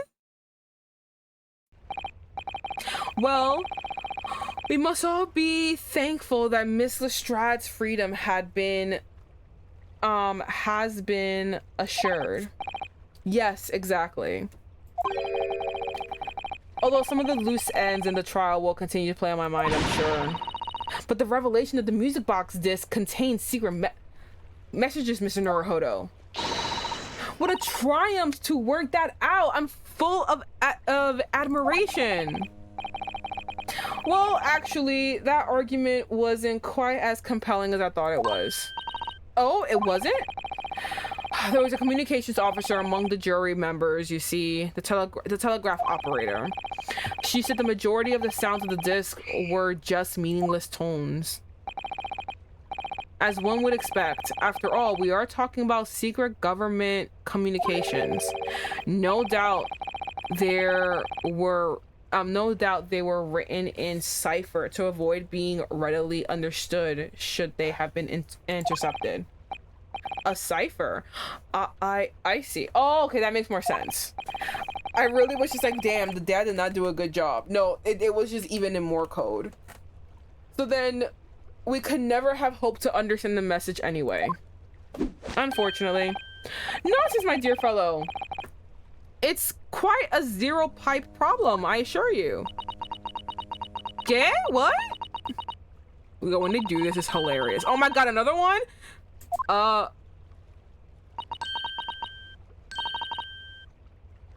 Sogi? What? Well, that can't be the real world, can it? How funny. Wait! Iris, what did you just say? Oh, I just said a Sogi. Does that word mean something to you? Mean something? Sogi was the name of my best friend. Wait, what? But how? How did you know that name, Iris? I wrote it down during the trial before when the message was played on the music box. She transcribed it on the fly. She really is a genius. God damn. I thought the message probably wouldn't be written out in plain Morse code, so I tried various ways to interpret it. But whatever I tried, the words just didn't seem to make any sense. That is, in English at least. They're Japanese! Oh. It suddenly occurred to me, you see, there's more than one Morse code, not just the English variety. Various countries around the world have altered and added to Morse code to use it in their own language. I don't believe it. Are you saying? That's right. I've only actually seen a chart of Japanese Morse code once before. But I think it's based on the I-Ro-Ha pentagram, isn't it? And you mean to say that in Japanese Morse code, the message says asogi? Yes, I think so. Sorry, but I don't remember all the Japanese Morse code. Iris, would you let me see that? Miss Suzuto, do you know it? Do you know the Japanese Morse code? Yes, I spent some time studying it. I cannot believe this, bitches. I was like, oh, we're ending. Okay. Oh my fucking god. Because I'm quite sure Morse code would become ever more important for international communications. Then might I recommend, my dear madam, that you focus your efforts on the English version. Be that as it may, Iris, show me the message, please. Bruh. Of course. Okay, hold on one second. Because like I was just like before when I was reading it, oh fuck. Before when I was reading it, I was like half. I mean, I'm obviously paying attention because I'm reading it, but like I was just like, okay, we're like winding down, blah blah blah. We're just saying our little thingies. And then like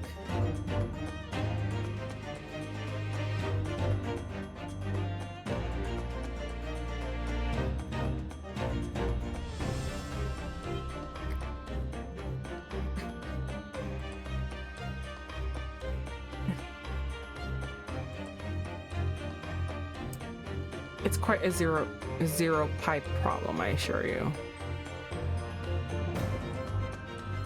Okay. But what could this possibly mean? What does it say? What is it saying? Whatever is in that long sequence. Whatever is in that long sequence of supposedly meaningless dots and dashes. It's made the color drain from Suzuto-san's face. What's happening?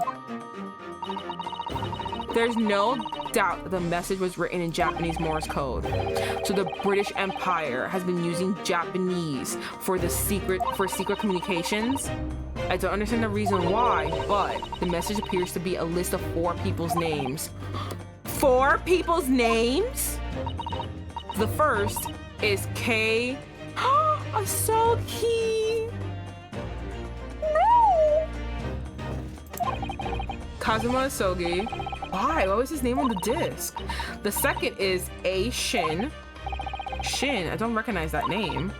The third is T. Oh my god.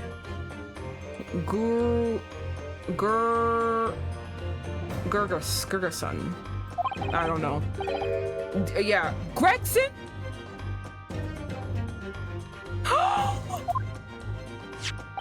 His name is Tobias, or Tobias Gregson. It would be Tobias Gregson is the third name on the list. And what's his name doing in the secret government communication as well? Does he know? He probably doesn't know. And the last name is it you or me? Is it you or me? Which one is it? What's the matter, Miss Suzuto? It's just so strange, so unexpected. Oh, what is it, Susie? What's got you in suspense? The last name is Jay Wilson. Are we gonna tell her that he's dead? The one name you didn't want to know. What? Wilson? John H. Wilson? You mean Daddy? No one gonna tell her? I think we gotta tell her now, boys. Fuck. It only says J. Wilson, so I'm afraid I can't be sure. But after the 4 names it reads, if I translate from Japanese, that is all 4. That is the end of the message. Or rather, the end of what you noted down, Iris.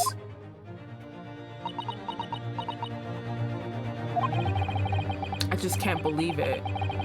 Who would have ever had thought that those discs contain Japanese Morse code? Not to mention the strangeness of some disturbingly familiar names. 2 are dead, one's a crooked cop, and then the other one we have no idea who the fuck that is.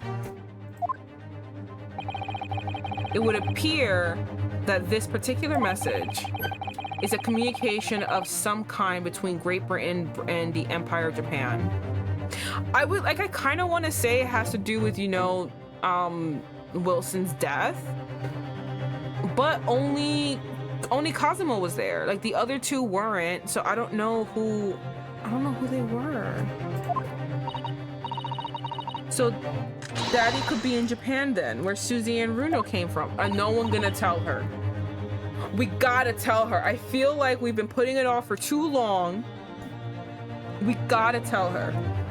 Well...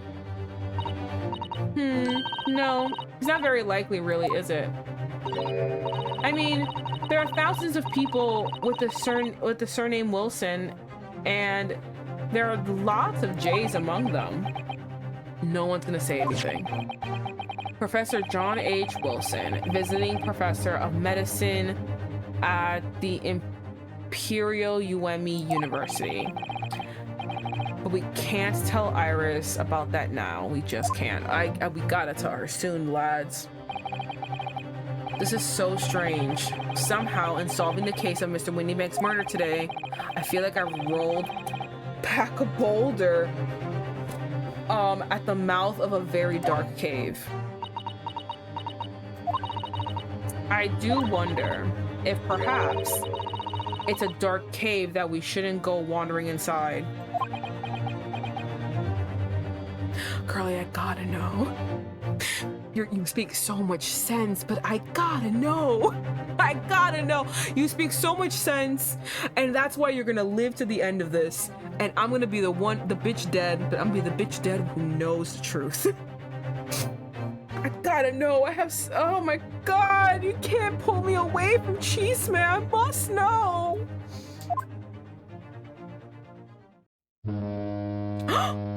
You gotta go, bitch. Oh dear, the ship is going to set sail soon. Yes, it seems so. Time to go now, my friend.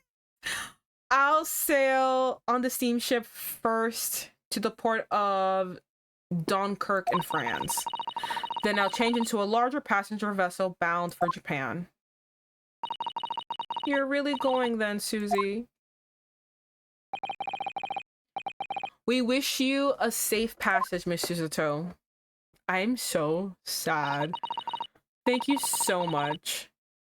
I wish all of you the very best. Miss Suzuto, I had hoped to have you always at my side to guide me and support me. Mr. Naruhodo, please come back soon. As far as I'm concerned, you really are the very best judicial assistant in the world. No, I'm gonna cry too.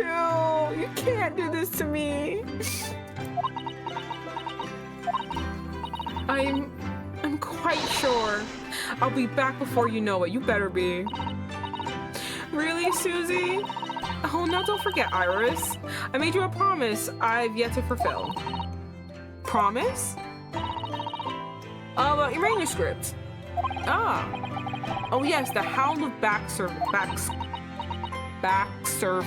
My God. Never say that fucking word.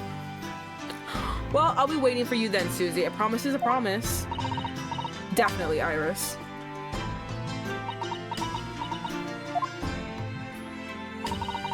Mr. Naruhodo. Yes? Do you remember the first time we met? Yes, of course. On the SS Bureau, when I was dragged out from the wardrobe, still half asleep. If I remember rightly, you threw me halfway across the cabin with a Suzuto takedown. You know very well what I'm talking about after that. But that's the first time we met. It's strange, but being thrown together as we were in that case, I somehow felt straight away that you were the perfect person to continue Kazuma-san's great legacy. Suzuto. And my instincts were right. I really want to believe. No, I am sure that I'll be back soon. Farewell until then. I'm so sad my friend's leaving. Oh. Our little anime is playing.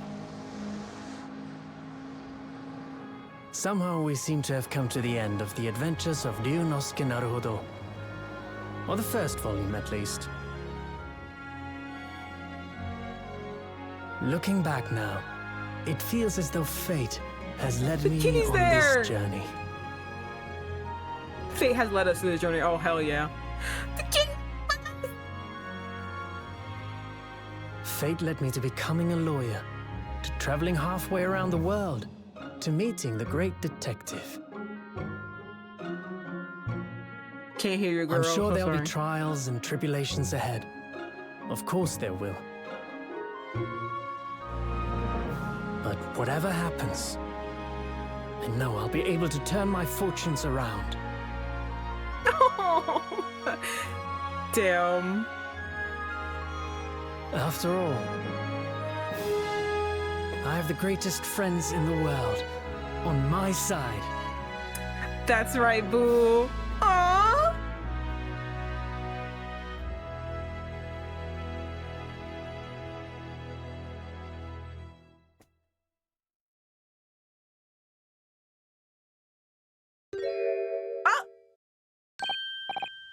Yes, Mr. Naruhodo. I was so happy for a second that he interrupted me. Yes, Mr. Sholmes? I have some rather awkward news. The railway company has decided to sue over the special express train, apparently. Huh? It caused such a commotion on the line, all the other trains had to wait at stations. But really, we would never have made it to Dover in time otherwise. Anyway, I explained everything and how it was all your... This motherfucker. This motherfucker! How is your fault? I believe a formal complaint should be delivered to your office tomorrow. I swear to fucking God, you stupid fucking bitch. But do not worry, my dear fellow. According to Miss Suzuto, you love defending yourself in court. I swear to fucking God. Can I not be stressed for like 5 days? Like 5 seconds? It's alright. I'm perfectly happy to testify. He really didn't look like the sort of man who would do something so outrageous. See? That's against me! Mr. Sholmes. Yes? A word if you don't mind. Oh, why certainly! Any word you'd like. Bellow it out, my dear fellow. Oh yes, I love Runo's words. I know just the one you'll use here. Then I really must say... Objection! Not ending in objection. Oh shit, we're getting a whole play of my cool ass moves. Oh my God. Oh, this is the credits. This is so cool. I can't believe these motherfuckers really just put me down at the end like that. In the following weeks, hundreds of music boxes arrived. Baker, something is afoot, though order them all myself. I advised them for sale, then use Mr. Sholmes to solve it. And the money I earned consulting detective work pays a penance by comparison. So he got all the music boxes for absolutely no reason. He sold them all and he got so much money back. Interesting, cool. I haven't slept a wink. This manuscript is due tomorrow now. When I was this busy, Hurley usually cooks me breakfast. Well, cooks is an overstatement for some dry toast and instant coffee. I do miss Suzuto and her lovely Japanese breakfast.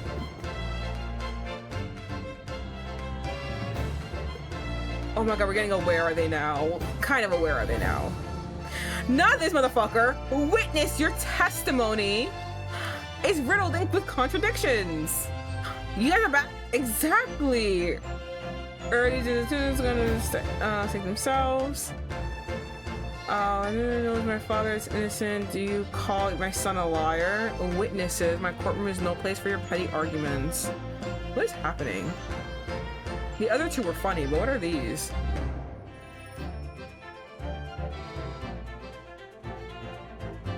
Oh, it's the boy.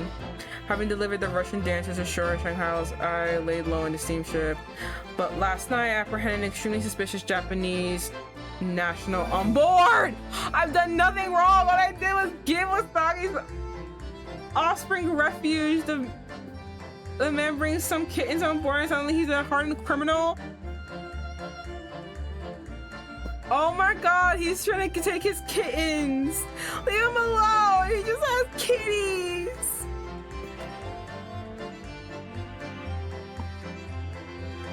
Scientific investigation will be a gold standard for policing in a new age. I dream of a world governed by the tenets of order and discipline, like the great clock. In fact, the hundreds of parts mesh together in perfect unison. Now, if you'll excuse me, I have but 2 minutes and 37 seconds until my next appointment. Okay. I can't believe our dear boy was just trying to get out of here. He's like, leave me alone. I'm trying to leave this place. I'm like, going to Japan. The latest Rand's magazine is out, and I'm in it again. Whenever I say that one line she wrote in, I get an outstanding ovation. Not bad, I suppose, for an amateur. Not his gloves. Haha, her ladyship puts me to shame. She should have written him badly in the next one. He doesn't deserve to have good things.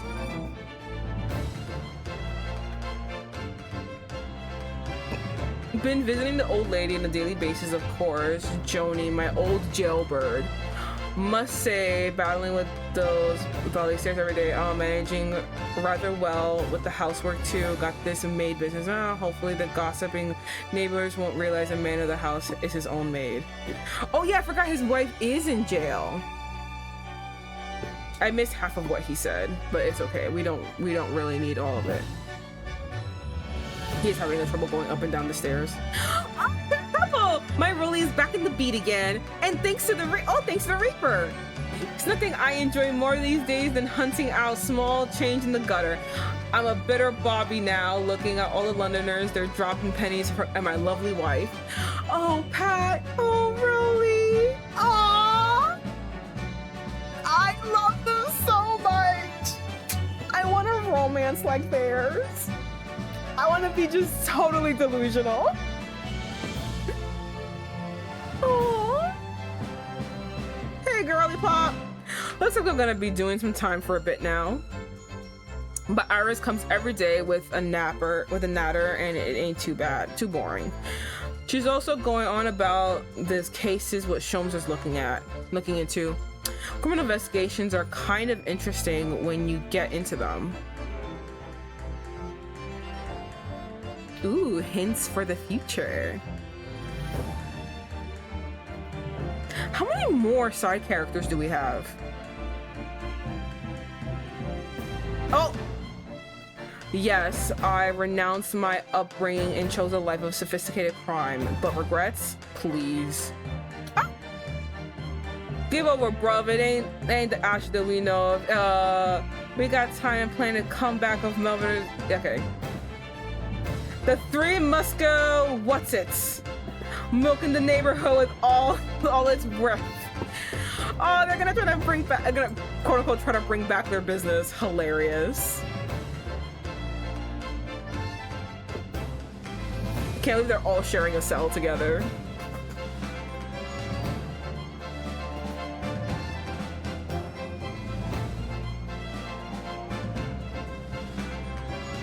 This past 6 months has been a time I shall remember. Painful goodbyes and wonderful encounters. I've come to realize that that's what life is all about. Naruhodo-san, I promise your assistant will return to you one day. But for now, I leave you with many memories and a heartfelt wish that life will treat you well. Well, I have to head to bed. Got a long opening shift to do. Okay, Stone, thank you for stopping by and helping out a lot. Thank you so much. Have a good night. Have a good night's sleep. Oh, look at the picture. Oh, that's so fucking cute.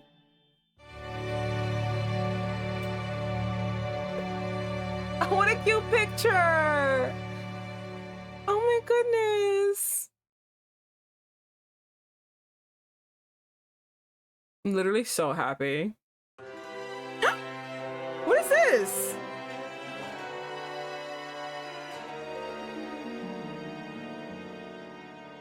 Is more credits? I think so. Oh, it is more credits. Oh my god. The rest of the credits. Oh, okay, cool. Oh my god. Okay, so this is the best time for me to do my little like how I thought about the game. I loved it. I loved this game. It was so infuriating. It was so long. It was so time consuming. It was so like migraine inducing, but god was this game fun. Like, it was so much fun. It was so much fun to get into the details, to like solve the mystery and to like just figure out things for myself. I did need help from time to time. I will admit that I did need help a lot of the time. But from the start to the end. But yeah, it was so much fun though. It was just so, and like all the stories were so cool and so inventive and especially when we got to the Sherlock Holmes of it all, it really did like cool homages, cool little like Easter eggs. It was very, very, I'm trying to think of another word other than cool, but like it was amazing. I loved it. I loved this game. I can't wait to play the other. Oh, this is when he leaves us. Oh, Kazuma. I can't wait to play the next one. It's not gonna be anytime soon because like I said, I need a break. I need a break from this game. But I can't wait to play the other game and to continue the legacy, continue the whole route of Ace Attorney and see where my babies are doing. And like, I guess a year later, it would have to be because it will take her like a few months to get, not a few months, it'll take her a while to get back to Japan and come back. So yeah, I'm so happy. It's just, and I love that it ended with a joke too. we can never take shit seriously in this house, never. I'm so happy that it's so cool. We had an enemy that we all, I'm bringing everyone into this. We all were against. We had an undercover enemy in this motherfucker McGill did. And now we're learning even more craziness and espionage for the next game. This was so much fun. This was such a fun game. And I'm very happy that I decided to just, play it. I saw my friends playing it before and I was like, you know what? Let me take a stab at it. And I did it. And I took a stab and it was so much fun. I don't regret picking this up. I can't wait to play the next part after quite a break.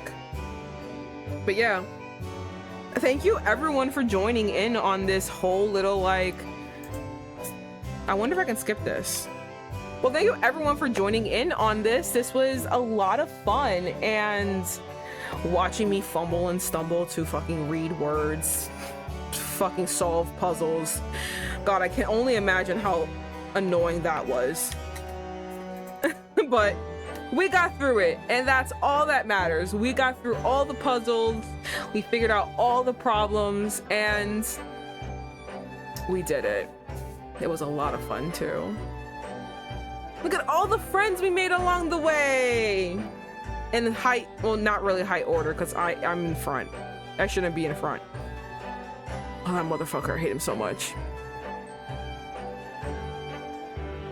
Oh shit, he does do the pose with them.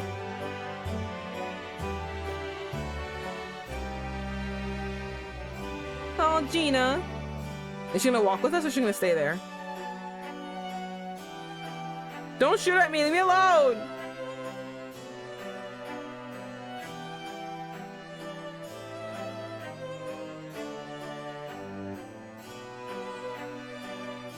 We gotta tell Iris that her dad is dead. I'm like, figuring that no one's telling her is crazy to me. Are we done? I really can't figure out how to skip this.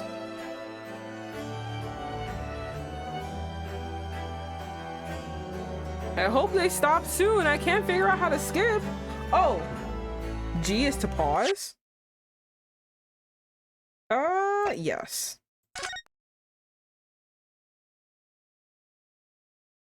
The Great Ace Attorney Adventures, Finn. Claps for me. I did it. I got through all the drama. Oh my god! Hold on, I gotta take a screenshot of this.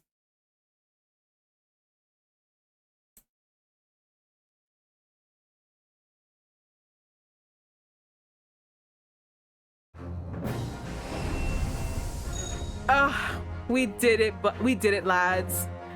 That was so great. So much fun. I don't regret picking this game up. It was the best. It was, oh god, I love this game. Much as I was angry, yelling, migraines, and just going through the motions and being so frustrated, I don't ever regret picking up this game. This game was the best and it was so much fun. And I have to say, with all of this, you would not be surprised to know that I think I've been having a migraine all day. And this game, though I love it, did not help that migraine. It wasn't as piercing as it usually is, but also having a migraine is no fun. So,